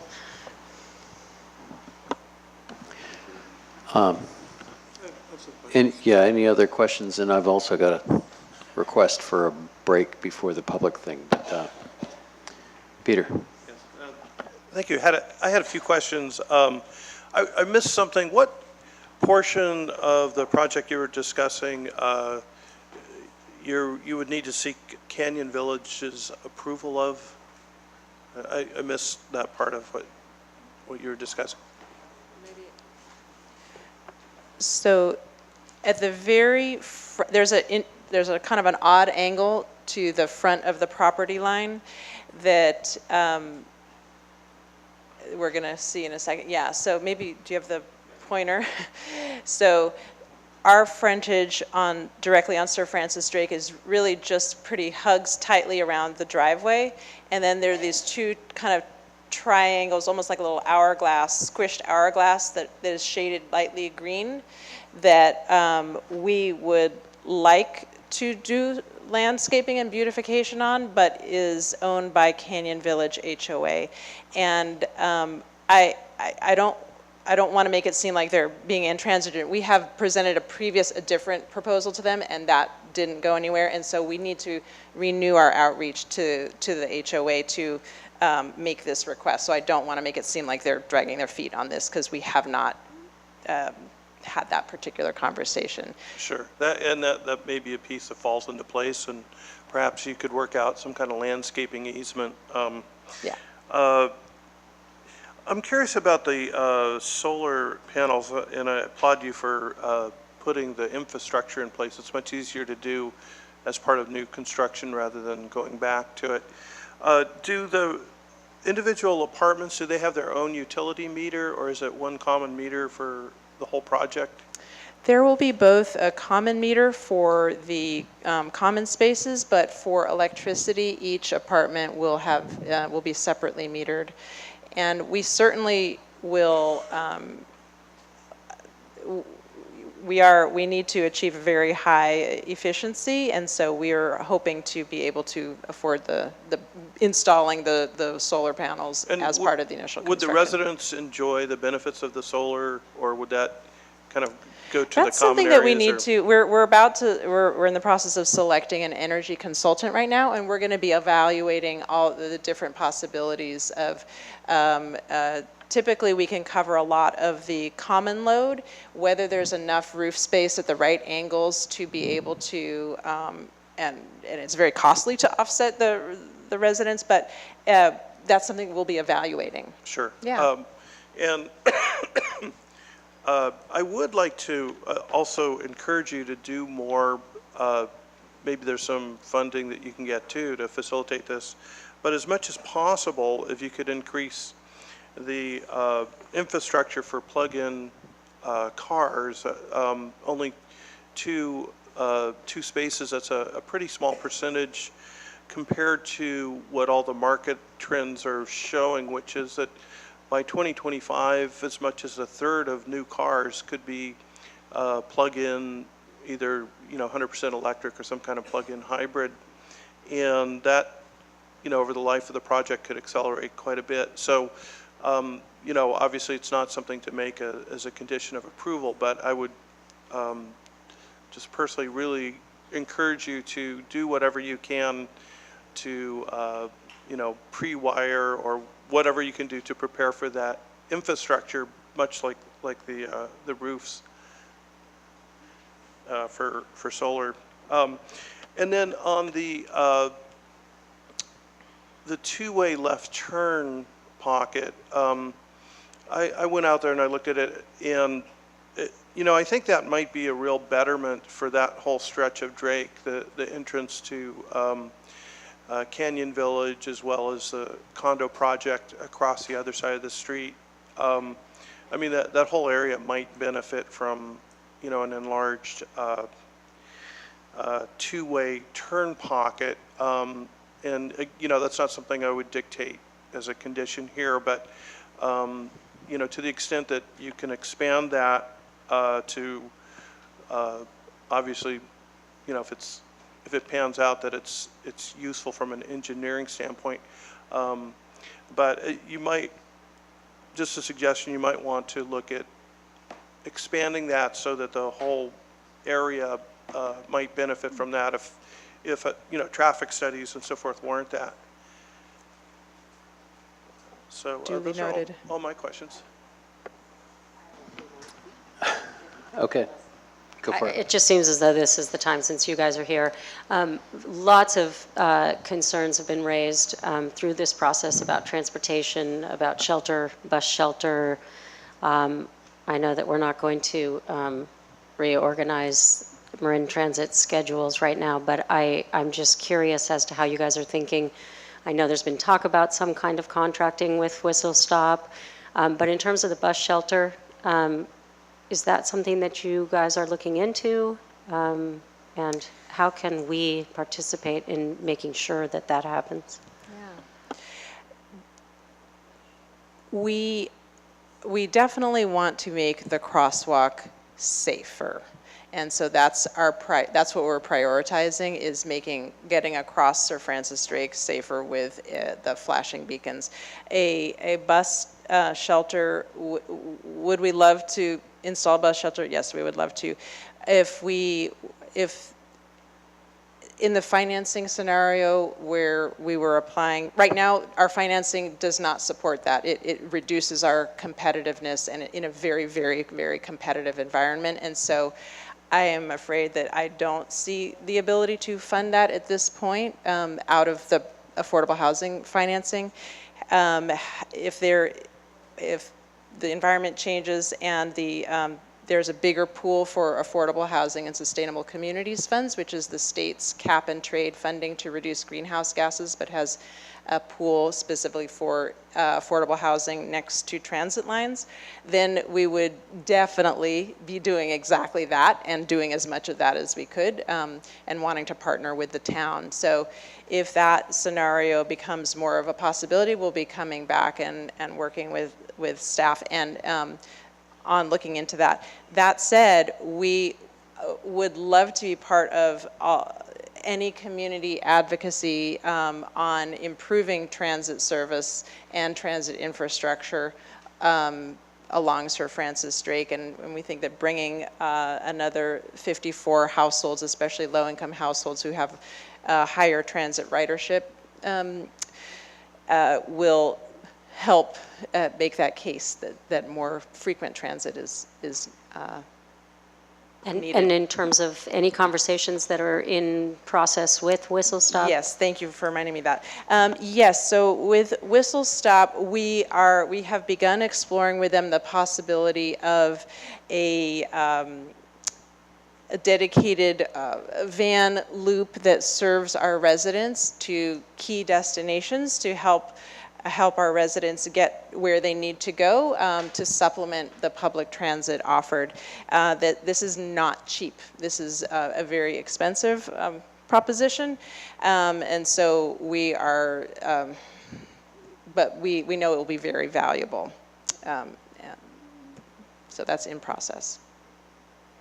Garrett, are we going to stay? I think we should definitely stay really closely tuned to what we can do to, facilitate any kind of expanded transit, any kind of a shelter for transit, and any kind of a van possibility. I've heard very loudly the community and their concerns about that, and I share those concerns. I think you're not the only one. But yeah, obviously, it's a group effort, and we've got to look for opportunities as they come along. Well, since people are chiming in on questions, I've got a couple. In your bicycle storage room, it's kind of, there's a bunch of rectangular boxes that are, I'm assuming that that's a schematic for something's gonna go here. Just because, you know, the boxes look like bike lockers, and, you know, you can't get around the room if they're located where they are if you're trying to park a bicycle. But so I'm assuming that that's a schematic. Is that correct?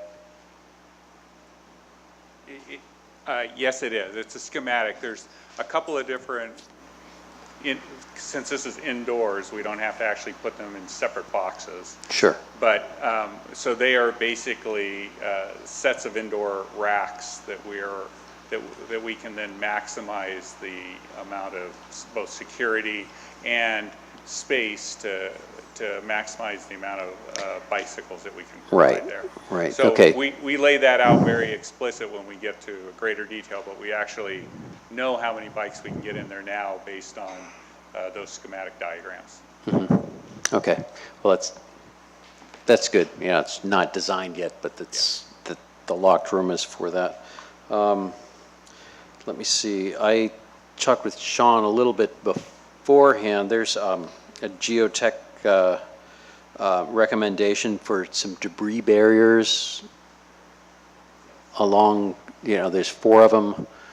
Some of them are 8 feet high, or some of them are 12 feet high, basically going across the bottoms of canyons. Is that a best practices thing?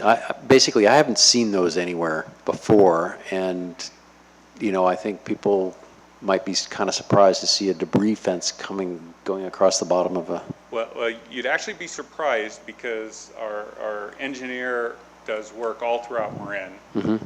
and that he installs them regularly on almost every project. So so it's a combination of steel and chain.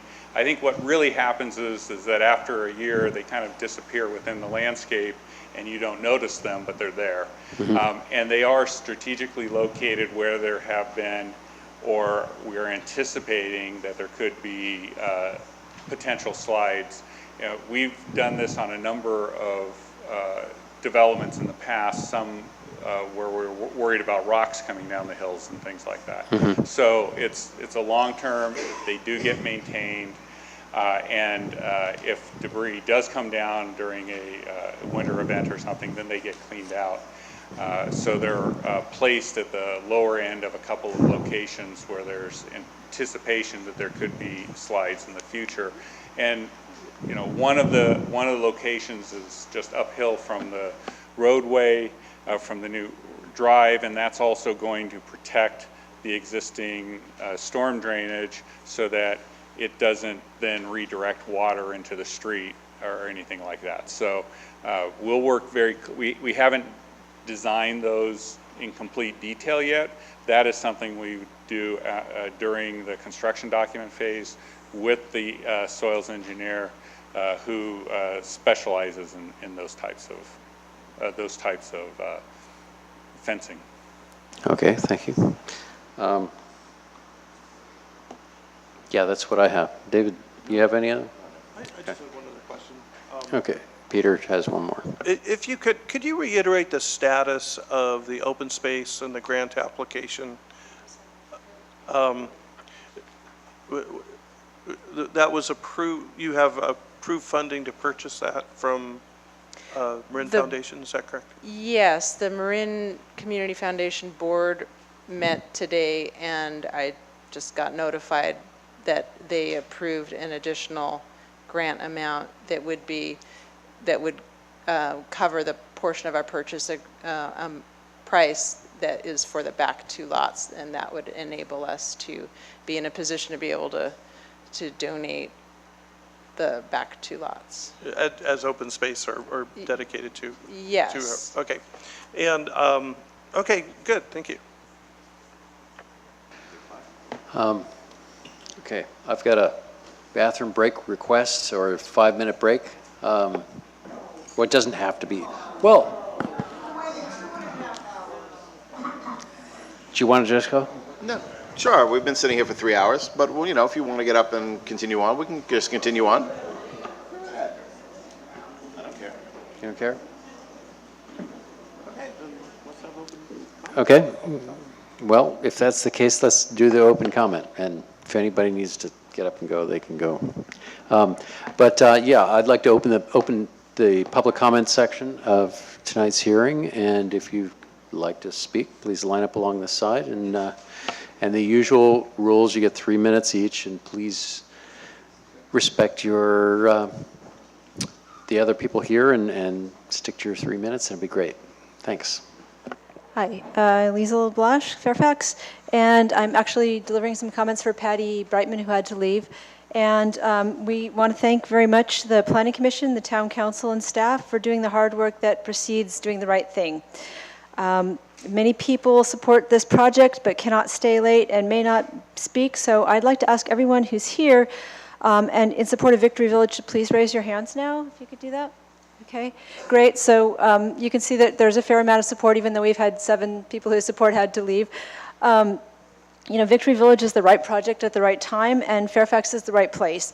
Christ Lutheran Church did the right thing, and now the Town Council should also do the right thing. We want to thank you in advance for approving this project. I also wanted to just note that, you know, we're hoping that this frees up some time if we've been able to show our support, that some people who, you know, are preparing to speak might not need to speak at this point, and you can come to your conclusion faster. I also wanted to note that once we have a break, I've brought a bunch of cookies, you know, in hopes that we can continue to make this a pleasant process and that we will have a fun and productive meeting after we're all sugared up, although we've done pretty well so far. So thank you very much for waiting for us to do some comment.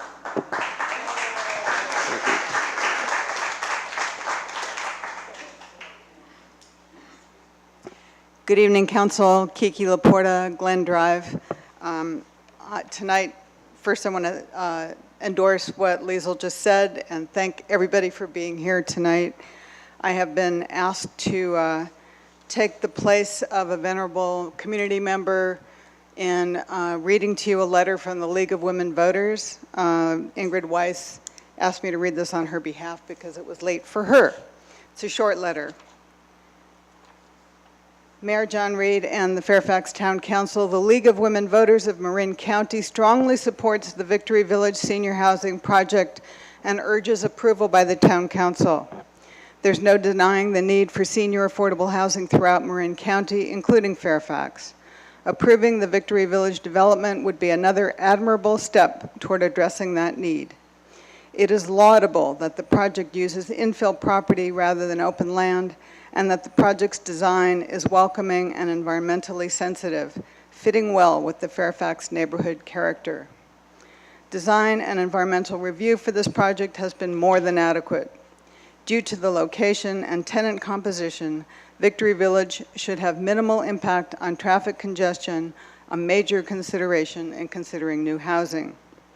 The League of Women Voters has long championed wide community involvement in government. We find that the public processes for this project have been extensive and transparent. We believe there is no valid reason that this much-needed project should be delayed any longer. Please move forward swiftly toward full and final approval for Victory Village, a development that will benefit the entire Fairfax community and set an example for the rest of Marin. Sincerely, Vianne Chernock, President. Thank you very much. Thank you for your hard work. Thank you, staff and Planning Commission. And again, thanks to all the public who are coming out to support the project.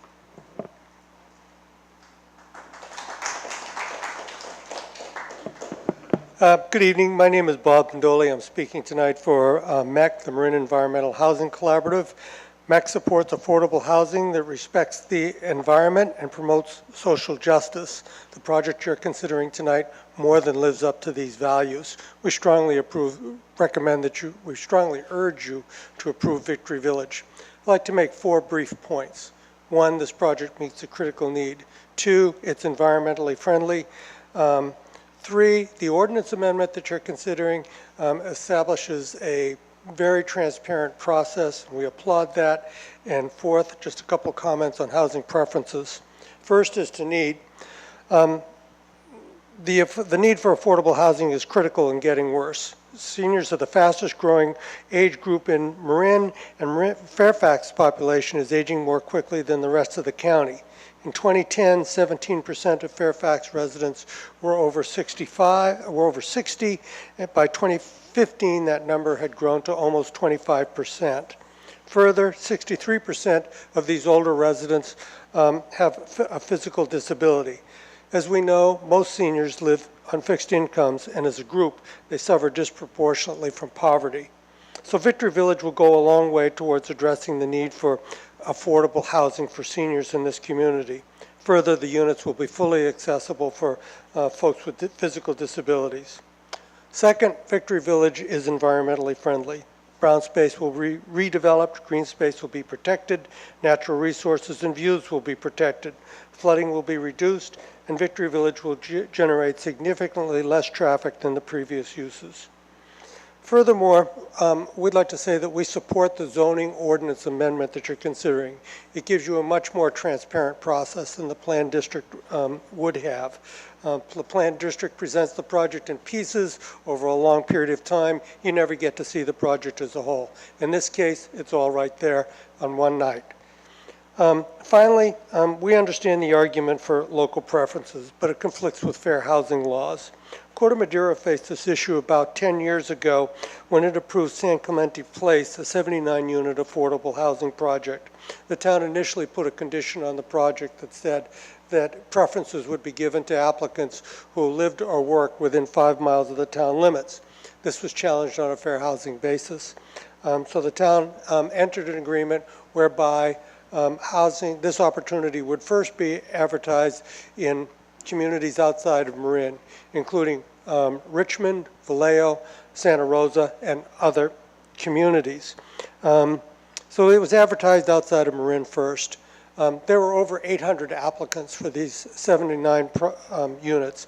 82% of them lived or worked within 5 miles of Corte Madera. And this is similar to a county survey that found that 89% of the people in affordable housing in Marin previously lived in Marin. So in the balancing act between fair housing and local needs, most low-income people, especially seniors, prefer to stay close to the community they call home. In conclusion, we want to thank the staff, the Planning Commission, and you for your hard work on this project. We strongly urge approval. Thank you.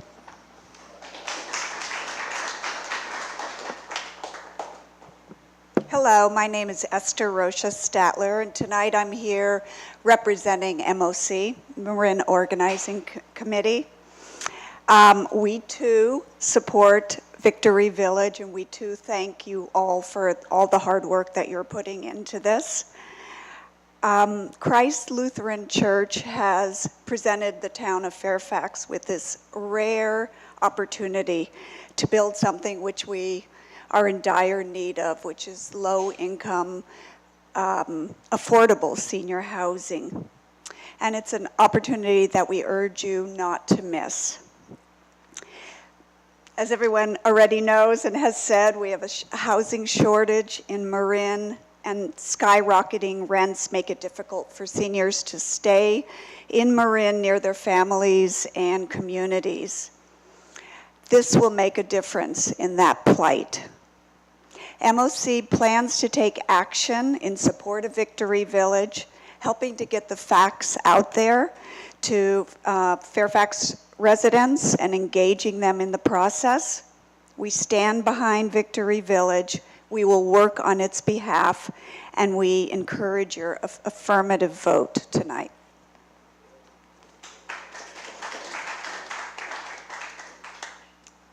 Good evening, Council. My name is John Cook. I live at 25 Alhambra Circle, live and work there in Village West, directly across the street from this proposed project, and I'm coming here to speak in favor of it.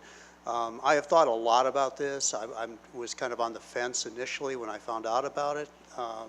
I'm not naive enough to think that I'm not going to be impacted by this, particularly in the construction phase and dust and noise, but hey, you know, I can live with that. I think it's a really important project and an important project for Fairfax. So that's why I'm here speaking in support of it. Thank you.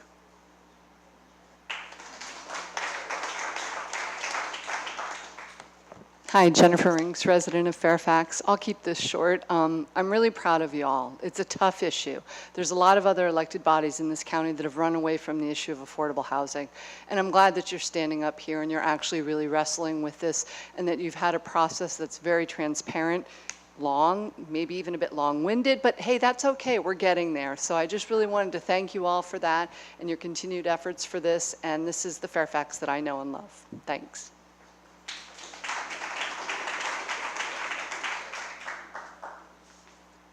Hi, I'm Tony Gardner. I live on Bothene Road, and I'm a former member of the Affordable Housing Committee. So I was involved in this whole process pretty much from the beginning.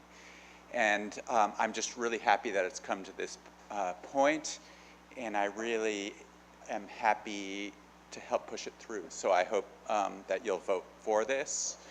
I just love the fact that it's kept with the vision that a lot of us who walked the site originally had, which was that we could put the housing down in the front and keep all that beautiful open space in the back, open space for the animals to walk through and for trails. So that's great.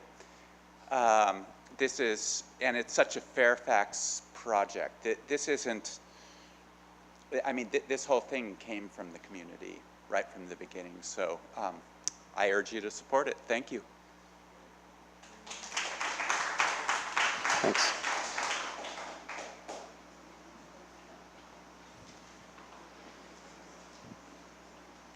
Good evening, you guys. Larry Bragman, and I too want to congratulate you for getting this far with this and taking up the foothill approach and doing special zoning. Just a couple concerns as far as the assignable right of first approval. That needs to be recorded as a condition of approval of this rezone. So that needs to be embedded into the rezone, in my opinion, in order to protect the town's interests. And it needs to be assignable, because it's likely that the town will not have the funds to purchase it, but the county may, which is what happened up on Piper Court. So just kind of a technical point there. You know, a couple concerns, not on this project per se, on the change to the general plan, on the change approval of the change to Tenalima with a minimum of 20 units an acre.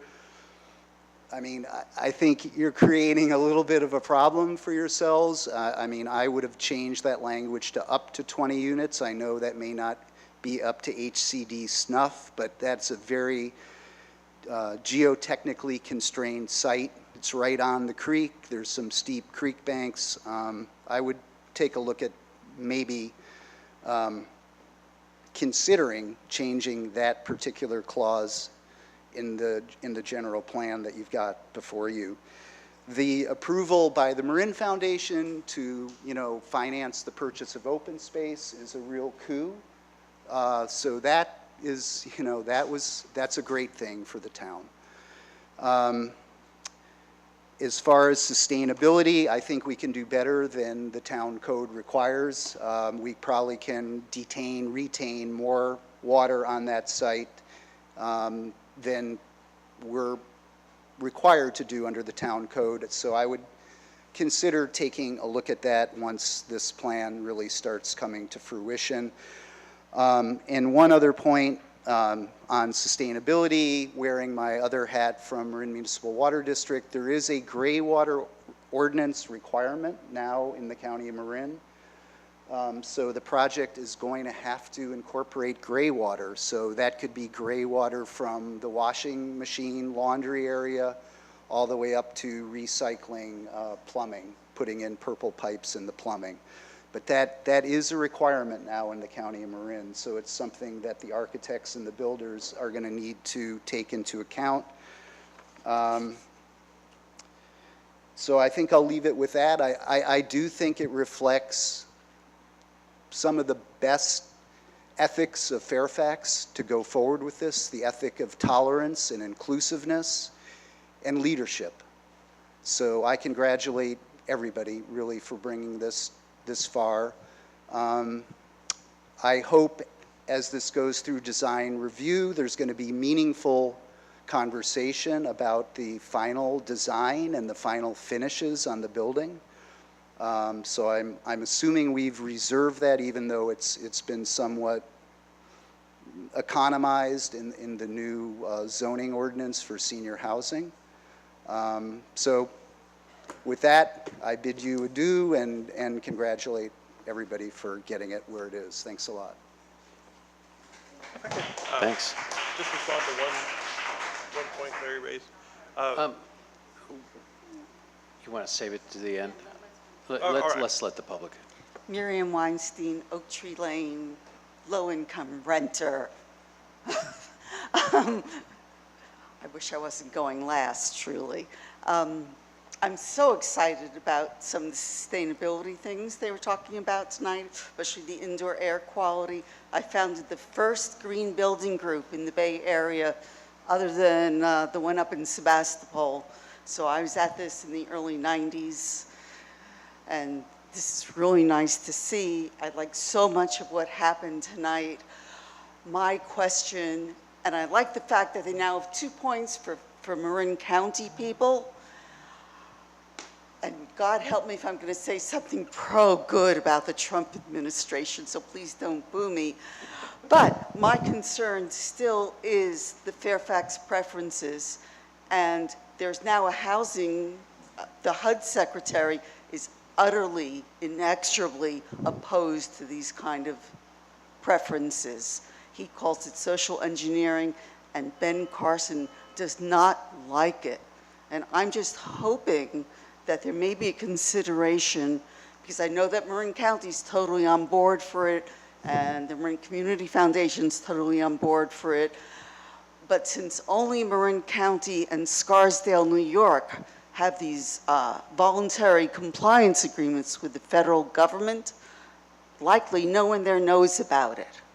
So I'm hoping that there may be some way to approach Jared Huffman and say, hey, you know, we know the new administration doesn't like this. Is there some chance we could get more of a local preference? Because to say that 89% of people are local in places that were built before the voluntary compliance agreement went in is disingenuous. They were not required to do the outreach that this project will require. It's not against anyone, but it's for us. And when people come up and speak and talk about the aging people in Fairfax, we may get 2 apartments out of the entire thing.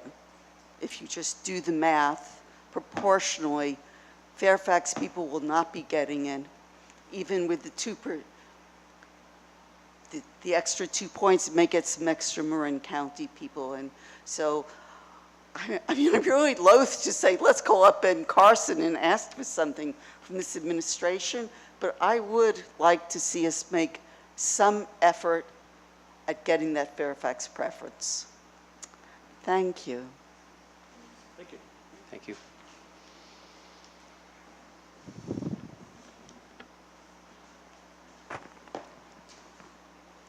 My name is Silver Clark, and I live at 290 Cascade Drive here in Fairfax.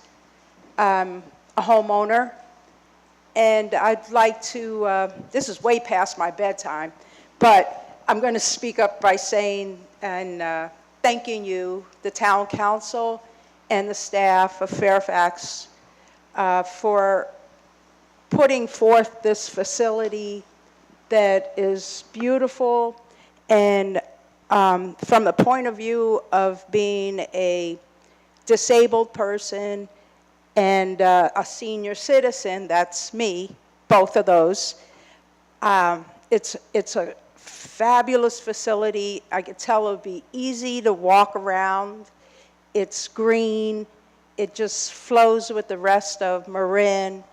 And I hope that whatever steps you need going forward, that this project gets approved, because it is a total asset to Fairfax and Marin County and all the other folks that may get a chance to live here.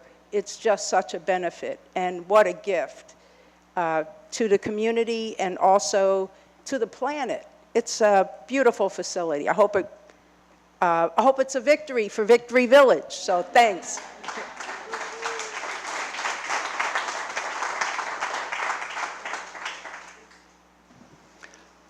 Okay. Is there anybody else from the public who wants to speak on their opinion? You need a break now. Okay, so the votes are, for the break anyway, are piling up. Well, in that case, I'd like to close the public part. Sorry? You're closing the public hearing. Yeah, I'm closing the public hearing. And you still wanting a break? You don't care. Well, David doesn't care, but okay, please do. If people from, yeah, let's take a 5-minute break. We're done.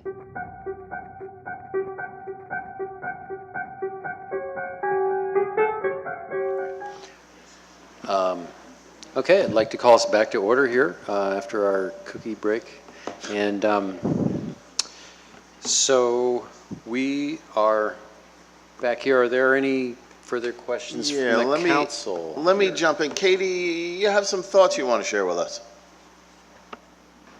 Thank you so much. A couple of things came up in public comment, and we wanted to make sure everybody had answers to a few of the questions, because we've heard them before, and we want to make sure the record's clear on this score. There was a question, or rather a comment, regarding the right of first refusal needing to be recorded against the property. So Katie, if it's okay, I hate to interrupt, but I know that the folks who asked those questions are standing right there. I wonder if they might want to be alerted. Thank you, I'll wait. To that you're responding. And there's a huge spider right there. Sorry, it's true. He's hiding under the It's right orange under cord. the cord. He knows he's being Way watched. to distract. She's done. She's out of here.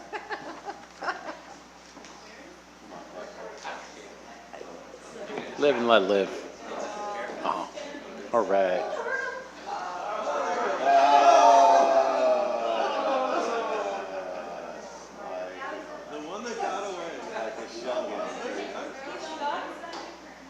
Yeah, he's coming, he's coming. Nope, he's got him. No, Michelle's got him over there. Oh, she has? Yep. All right, well, I will let them deal with the spider, or not. All right, thanks for the So there had valiant been a question effort. or a comment from a member of the public, specifically from Mr. Bragman, regarding the right of first refusal, and he was hoping that it would be recorded against the property and that the right would be assignable by the town to another entity. And I just wanted to note that, how to put it, the right of first refusal is indeed included in the density bonus agreement, and that agreement is being recorded against the property, so that is in there. That right is also assignable, and that is included in the agreement as well.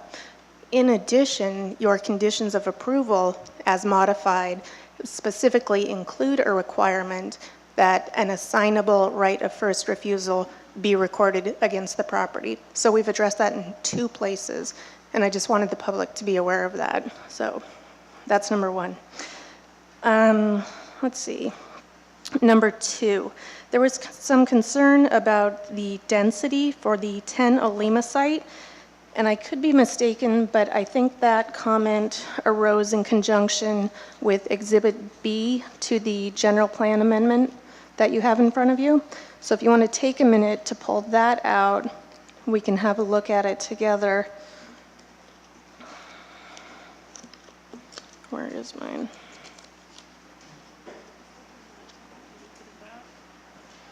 I don't have it. So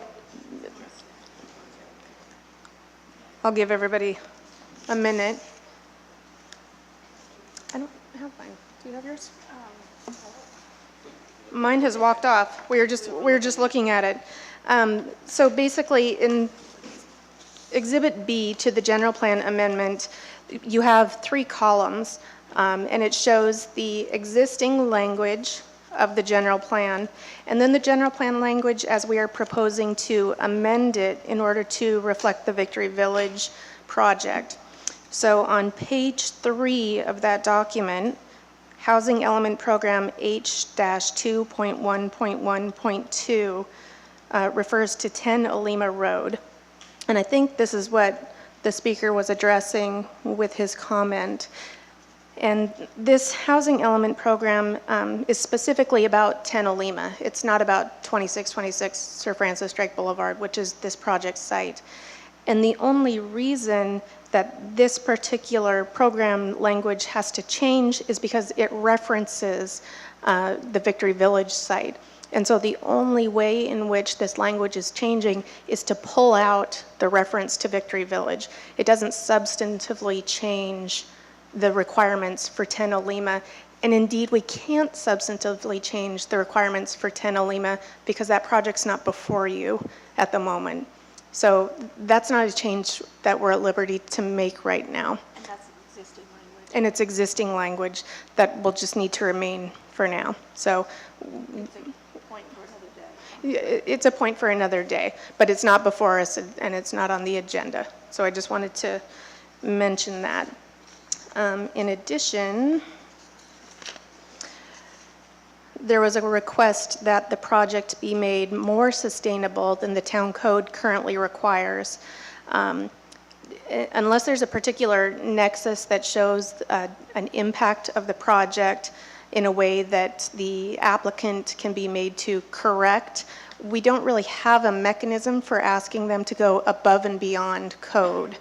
They can be encouraged to do so, and it can be a policy statement of the town that we encourage sustainability measures, but we don't have a legal mechanism for actually requiring them to go above and beyond what the law requires. So they are, through their conditions of approval, required to comply with all of our code requirements and all of the relevant state code requirements, such as the building code, electrical code, et cetera. But I think other than that, we're kind of tightly constrained. And then finally, most of the other speakers didn't raise issues regarding project elements themselves. So those were the only items that we wanted to address. As you consider each of the documents in front of you tonight, we have talked about a couple of changes to each of them. So we're going to want to make sure that we're all on the same page about what those changes are, so your vote would be very clear in that regard. Thank you. So, Mayor, in sitting through all of our discussions, hearing the thoughtful comments tonight and the other 12 occasions, we've had the opportunity to review this. I bullet pointed 4 things to sort of drill down on this project. I know that other members of the council may have specific points. As Katie's pointing out, we're going to want to address some language changes, but there are 4 things that sort of drive me on why I'm going to wholeheartedly support this project, which is that it addresses the dignity of low-income seniors. Folks in our community, and by community, I speak broadly of all those who qualify under the law, the fair housing laws, to have the opportunity to live among us and to share in our community. Folks who they're at the end of their days. They've provided us so much in our community, and sometimes you don't have all the money in the world. And sometimes you turn back to your society and you say, I need help. And for some group of folks, and it's a very small subsection of those who truly need it, we in the town of Fairfax, consistent with our values, have the opportunity to take a piece of land and actually provide that dignity. On the land itself, it's not as if we are tearing up the Garden of Eden here. There are two buildings, two degraded buildings, one a lovely sanctuary, the other an older school building, that are being removed and replaced. So to me, we're putting asphalt on top of asphalt. The third is the foothill model that we've established here. It conforms to where the community wanted us to go, which was to, and is to, narrow our zoning to be less broad and expansive and to be smaller and direct. And it doesn't often happen in the law that you sort of have an interesting decision like this that drives the facts of our case so directly, but it does here. And we're fortunate that we're able to take advantage of that model. But finally, although it was lurking back there in hope, tonight we learned that the Marin Community Foundation has very generously agreed to purchase the back end of this property, 18 acres, that can now never be built upon and will remain in open space with the pathway that we were told would be developed behind the property.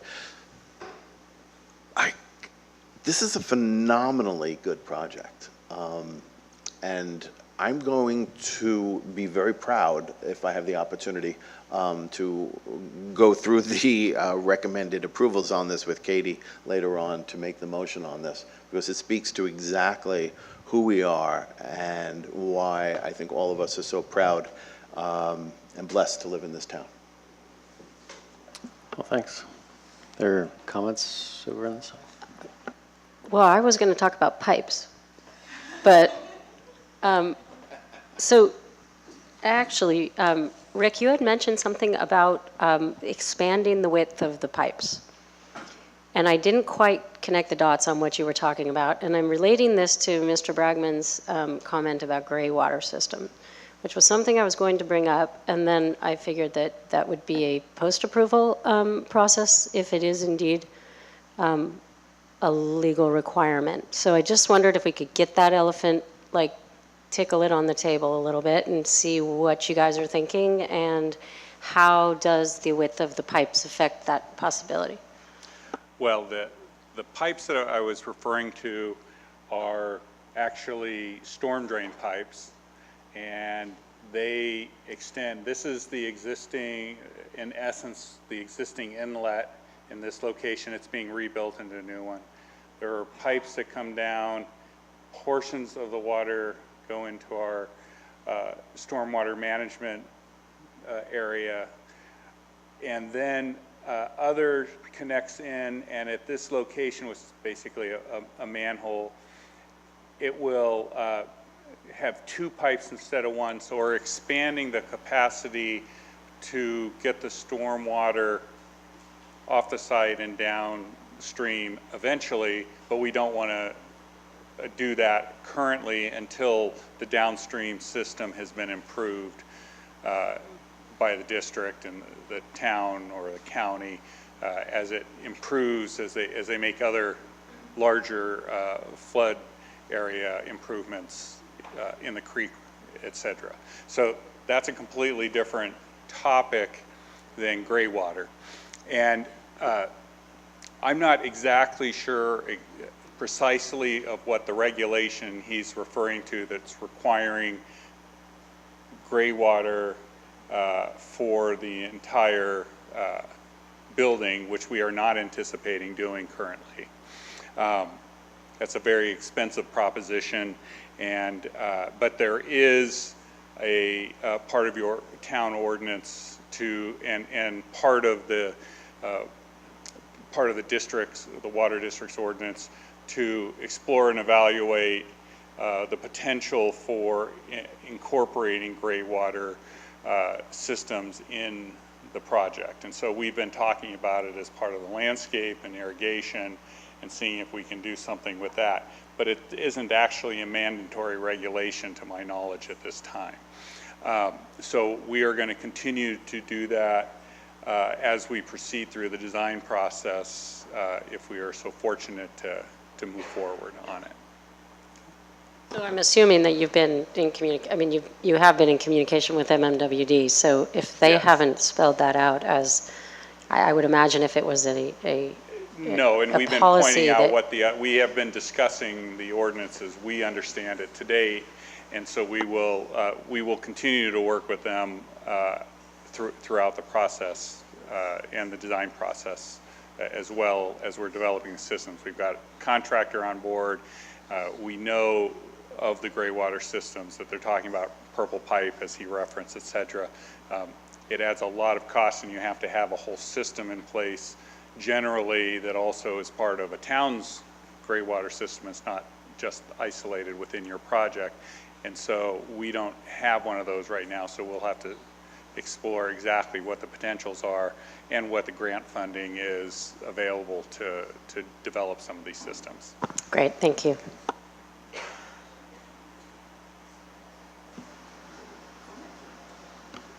That's it. Peter, you have some?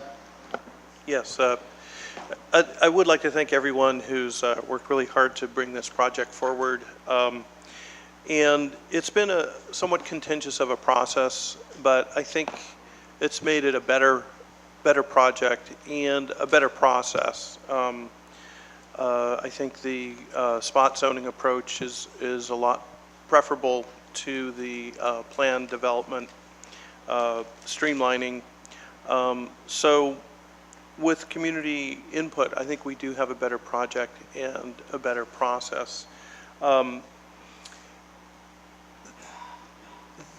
There's no way to avoid impacts, of course, but I think the project has fairly minimal impacts for what it's accomplishing.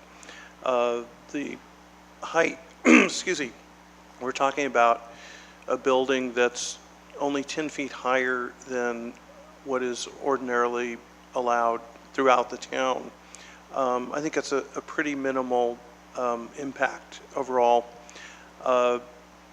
I'm pleased to see that the flood issues will actually be improved by the project versus what's there now. The traffic impacts will be minimal.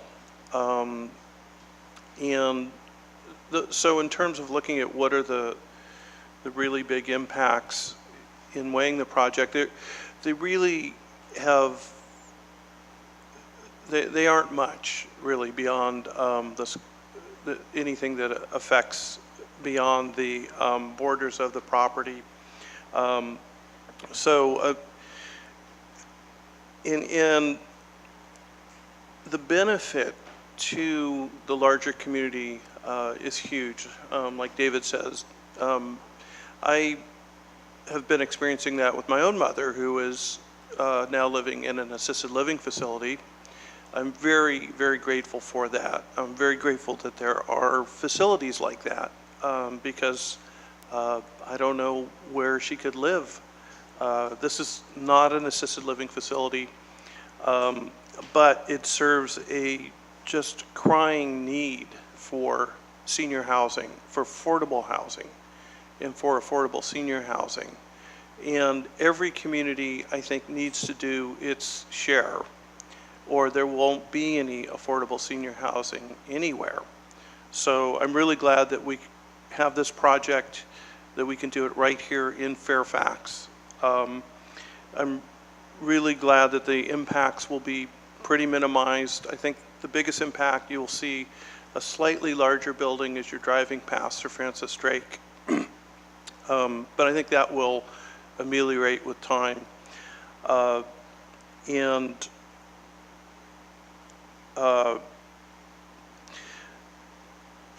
So yeah, it's definitely a project that is just greatly, greatly needed. And I think there's just been a real fortuitous fortune following the project in terms of the availability now of the funding to convert all the land around it as open space. That's just a huge, huge benefit for the town.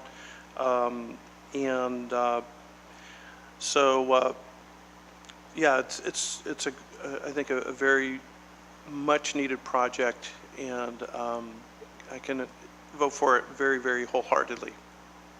Process clarification, don't we have other things we're walking through here?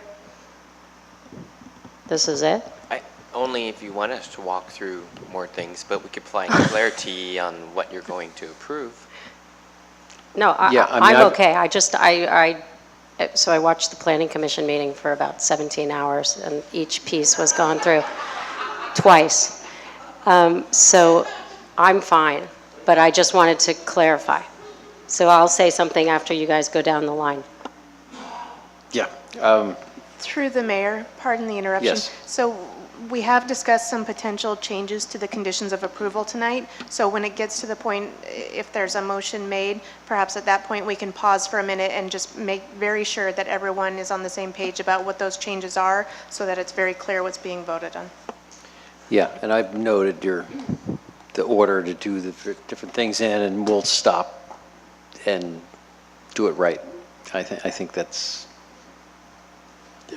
I'm happy to take the advice of the lawyers in the room. Yeah, I mean, I you know, since everybody's making statements and things at this time, I mean, I think this is, it's a good project. I mean, a good project that serves the community well reflects the values of the community, and it reflects the concerns of different people in the community. I mean, Peter talked about the height, and you know, that yes, under state law, we have to, you know, for the density bonus state law, the developer gets to pick 3 things that make it work, you know, make it pencil out for the project. And the height is one of those 3 things. And I mean, I don't know whether you could make it 400 feet tall, but you know, I'm not suggesting that you do. 10 feet's great to change it. But you know, that was a result of a back and forth with community comment and planning commissioners comment, and you know, and I saw how you changed the entrance way from the shed roof to the other roof. And you know, personally, I thought architecturally your first design probably did, you know, I think I sensed that you were proud, you know, when I was also looking at the 17 hours of planning commission meeting, you know, I mean, I thought you seemed proud of that architectural detail, but it didn't pass, and you know, so you're okay with it. I mean, I'm okay with it too. I'm not pushing for that, but that's part of the give and take in any kind of community process like this, and we get input from the community, and you know, frankly, the input from the community around the Pdv zoning, which was something that the state was really pushing for us to change our, you know, basically to streamline that entire thing, as Garrett pointed out in his initial report, the initial one tonight anyway, that, yeah, they were looking to streamline that whole thing, and that, you know, caused nervousness certainly for this council member and a number of other people in the community too. And so I think using the case law that the Foothill case provided, saying, okay, well, this will pass muster, so we try a different approach and not throw out this PDD process that we have in Fairfax, and we, you know, that's something that we've had for decades here that allows the community to give a lot of input that's valuable. And personally, I was quite uncomfortable doing something that would have unforeseen consequences on other projects down the line. So I was more than happy to see that senior multiple dwelling zoning category be developed that way, and because it does preserve that PDD zoning process for the rest of the town. Yeah, and the open space thing, I mean, I was always kind of hoping, of course that can't be a condition of approval, but I was really hoping that that could be the case, and that's great news that there'll be open space there. I mean, I think that's going to be valuable for the community. you know, it's a beautiful area up there, and it provides different access points up to the whole network. So that's all great. I Would entertain a don't, motion? yeah, well, No, I think I I need to wouldn't talk. entertain a motion because there's a bunch of. You talked we need about to your do this. pipes. You got your pipes in. Can, if I may, Yes. you can do one motion if you'd like. No, let her go. I'll be Do them all quick. I'll separately? yak very quickly. Oh, I'm sorry. That's no, a terrible word. It's a lovely word. Okay. Thank you. I think you've taken the, I want to say taken the D out of developer, but I'm sitting here trying to figure out what D might stand for. I don't think that I've ever seen such a process that has involved and shown such grace and patience. I mean, I've never seen a project like this ever anyway, but I will say that we should all only be so lucky. I don't think that this kind of project could have ever come through without the way you guys have handled this. You've shown up so many times, and I agree that when you get the community involved, you sometimes come out with a project that you never really dreamed you could have. And I think this open space, or your work with, the Community Foundation, it gives this the silver lining. I'm fumbling because truly I am so grateful that you guys didn't just walk away. Really, and I look around the room and I look at Amy Gossman back there, who started this from the Lutheran Church with just a pure vision to guide this thing, make it happen, and showed up and continues to show up with grace and respect, and thank you so much. And then planning commissioners and Liesl in the back, who's been consistently making cookies and holding flowers and candles and doing this with such perseverance, and members of the public and your team and my fellow council members and staff. Oh my goodness, I mean, really, it feels like a valedictorian speech at a graduation. I'm sorry, my son's about to graduate, but I really appreciate this, and I think that this is a great gift to the town. I feel that this really is our legacy, certainly yours, and that we should all be really proud. So thanks for hanging in there, and let's go. Let's do it. Let's house some people. Okay, so I would make a single motion. Katie, how would you like to insert your revisions? Through the mayor, so if you would give me just 1 minute to walk through the changes as I understand them to the conditions of approval, and we could get some consensus or correction as is appropriate. And then if a motion was made, honestly, you could use the first page of the staff report and just read through the recommendation section, and at the end of it, note that it will bear the corrections discussed at the meeting. Then I think that would do the trick. So that's better than the 4 different motions for the 4 different. I think we can do this all at one time, yeah. Okay. When you had said, oh, it's important that we do, the 2 resolutions and then the ordinance.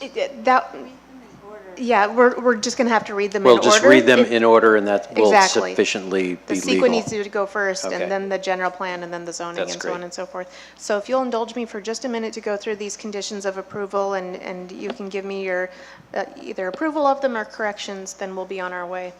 So I am looking at condition number 3 regarding mitigation monitoring, and we propose to add a sentence at the end of that will say, in the event of transfer. I'll let you get to the conditions before I start reading. They're attached as an exhibit to your final resolution. Final. But we have additional ones. Oh, yeah.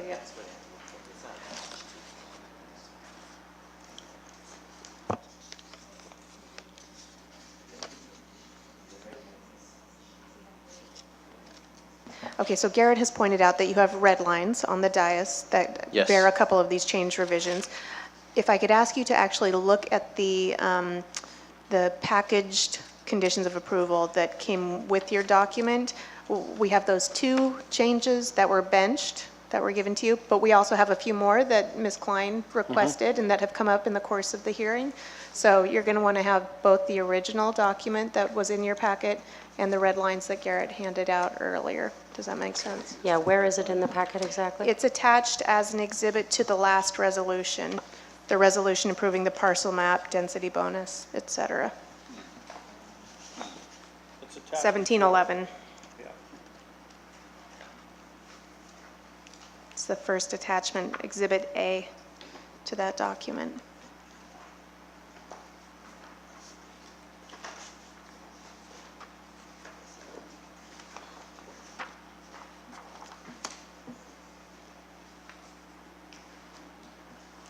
All right, so the, It's,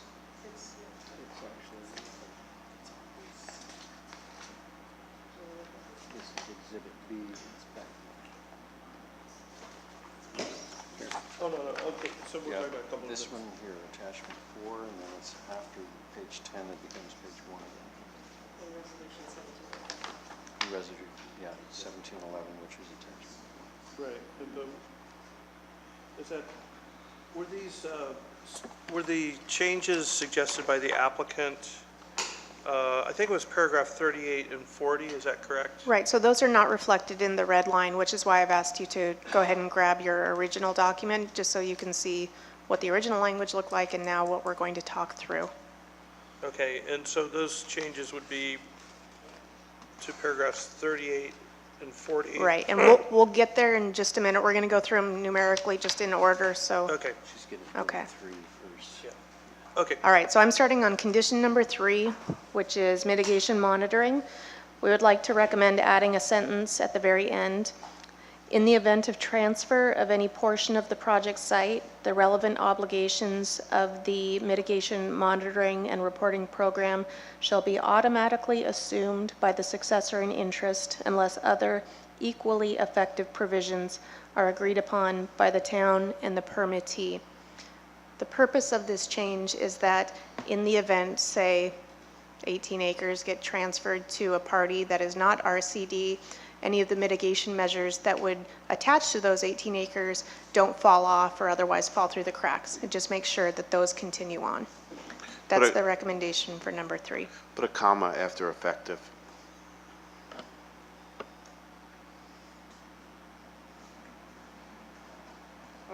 I think my work here is done. All right. All righty. Any other, okay with everybody? Good. I'm Okay. sorry, I missed that. Read that one more time. So number 3 would have added as a final sentence, in the event of transfer of any portion of the project site, the relevant obligations of the mitigation monitoring and reporting program shall be automatically assumed by the successor in interest unless other equally effective provisions are agreed upon by the town and permittee. Okay, the printed handout you had just said unless other equally effective provisions are agreed upon by the town. Just wondering, Why and permittee is added, just Yeah. in case we need their agreement on some aspect of it as we transfer, as title gets transferred. okay, Yeah. Okay, so moving on to number, I'm scrolling down. Number 28. So we'd like to add a final sentence to this condition that would read, and this is about the density bonus agreement that will be recorded against the property and will memorialize the 55-year deed restrictions and the affordability levels required. We'd like to add a sentence that reads, said agreement shall also memorialize a right of first refusal in favor of the town or its assignee to purchase the Victory Village Senior Housing Development and underlying real property at the expiration of the 55-year term, during which the 53 units must remain rent restricted per California Government Code Section 65915. It just captures the right of first refusal and provides that it shall be assignable by the town. Okay. Sounds good. Scrolling down to number 35. And this one, I don't know that it's come up, so it's more of a clarification. And if you look at your parcel map, you'll understand why. Right now, this provision requires that the permittee shall show all existing easements on the parcel map. We would like to add a sentence that would provide permittee shall likewise include on the final map all necessary easements required in order to provide access across Lot 1 from and for the benefit of Lot 2, as well as across Lot 3 for the benefit of Lots 1 and 2. And the reason is, if you look at the parcel map, and it's kind of hard to see on a small scale, the drive aisle that serves the senior housing project actually encroaches onto Lot 3, a portion of it does, so there would need to be an easement there. And in addition, in order to access Lot 2, you have to use that same drive aisle. And so we want to make sure that there's an easement running in favor of that Lot 2 that will continue to assure access is provided back there. Would lots 2 and 3 need an easement for the project to be able to go on there and maintain the debris basins? Or is that just, we don't need to bother with that? So that would be worked out as a condition of the transfer of the property, so and that we could don't be need to addressed bother at that. another time. Okay, could you just read that language, your proposed language, one more time? Permittee shall likewise include on the final map all necessary easements required in order to provide access across Lot 1, that's the Victory Village site, from and for the benefit of Lot 2, which is the lot behind it, as well as across Lot 3 for the benefits of Lots 1 and 2. And that's because the drive aisle actually crosses over onto Lot 3, the drive aisle that serves Goes onto Lot Lot 1 3. and 2. So wouldn't Lot 3 also benefit from the first? I mean, you're saying for the first section of that was for, across Lot 1 for the benefit of Lot 2. And even though Lot 3 touches Sir Francis Drake, the logical place to get in is along that same driveway. So that would be, I would say that would be a condition that would be negotiated when and if the property was transferred to someone else, because right now Lot 3 does have frontage right along Sir Francis Drake. And in the event that the property was transferred, then the respective parties could work out whether or not as part of that transfer they wanted an easement. But for right now, there's no reason. Right, and for right now, we're anticipating that probably being open space, so. Well, that's a whole separate That's a process, so whole I'm going to separate leave that one process, yeah, aside for right But we now. have to leave that on the side because that's just something we've heard about at this point. But, So this is how we're proposing to set it up at this point. okay, so it'd still be supported by the, yeah. Okay. Number 38 is the request that Ms. Klein made, and that's to change it to provide that permittee shall secure permits, or permittee shall secure permits to demolish any existing buildings or facilities that are in conflict with the new property lines. She's making this request in light of the fact that they would like to record the final map prior to some of this work actually being done. And so in order to show that they will be doing that work, they will secure the permits for it, but they won't actually have undertaken it by the time the final map gets recorded. Sure, helps it all move along. She's also requested a similar change to number 40, and that is to add the words design of in front of site grading work. So it reads, design of site grading work shall comply with town code requirements. And that's for the same reason.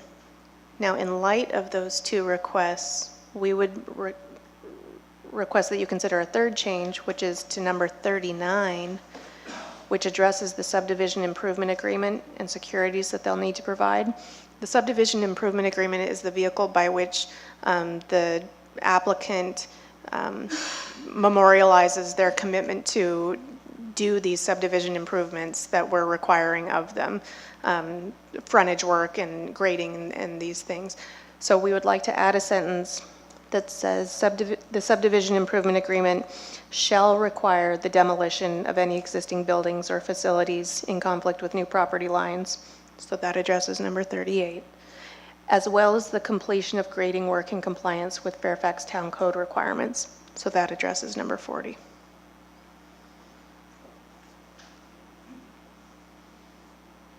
Do you have any questions about either of those? Okay. Anybody? And Okay. that is it. All right. Katie, you. you are a marvel. And with that, a single motion. And so I will start to read. Feel free, council, to just interrupt me if I go astray, because we want this to be exactly correct.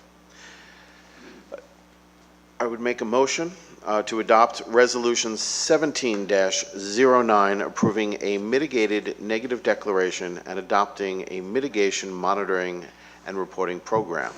Would further, as part of that motion, adopt Resolution 17-10, approving a general plan amendment for the Victory Village Senior Housing Project at 2626 Sir Francis Drake Boulevard.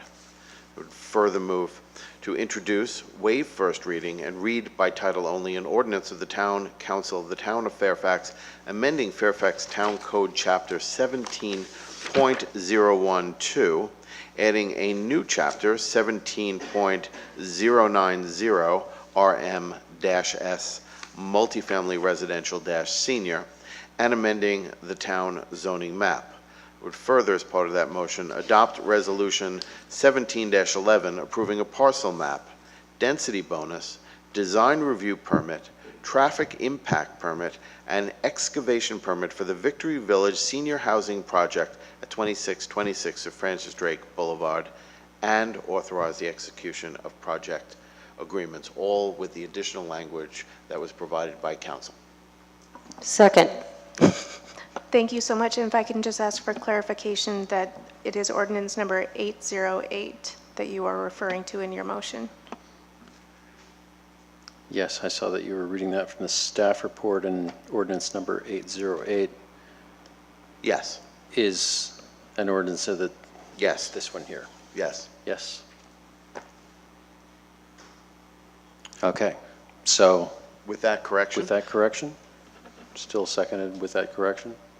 Okay, so we have a motion and a second, Weinsoff, Goddard. All in favor? Aye. Aye. Aye. That is unanimous with Barbara Kohler absent. Recused, sorry. Barbara's recused, so. And with that, it's not 1 minute of 11. Oh, well, we didn't get out of here before 11. But that's still pretty early for Fairfax Council meeting. I'd like to thank everybody involved. It's a gargantuan effort. And then move adjournment. Sound good? Sounds good. All right, it's over. Thank you.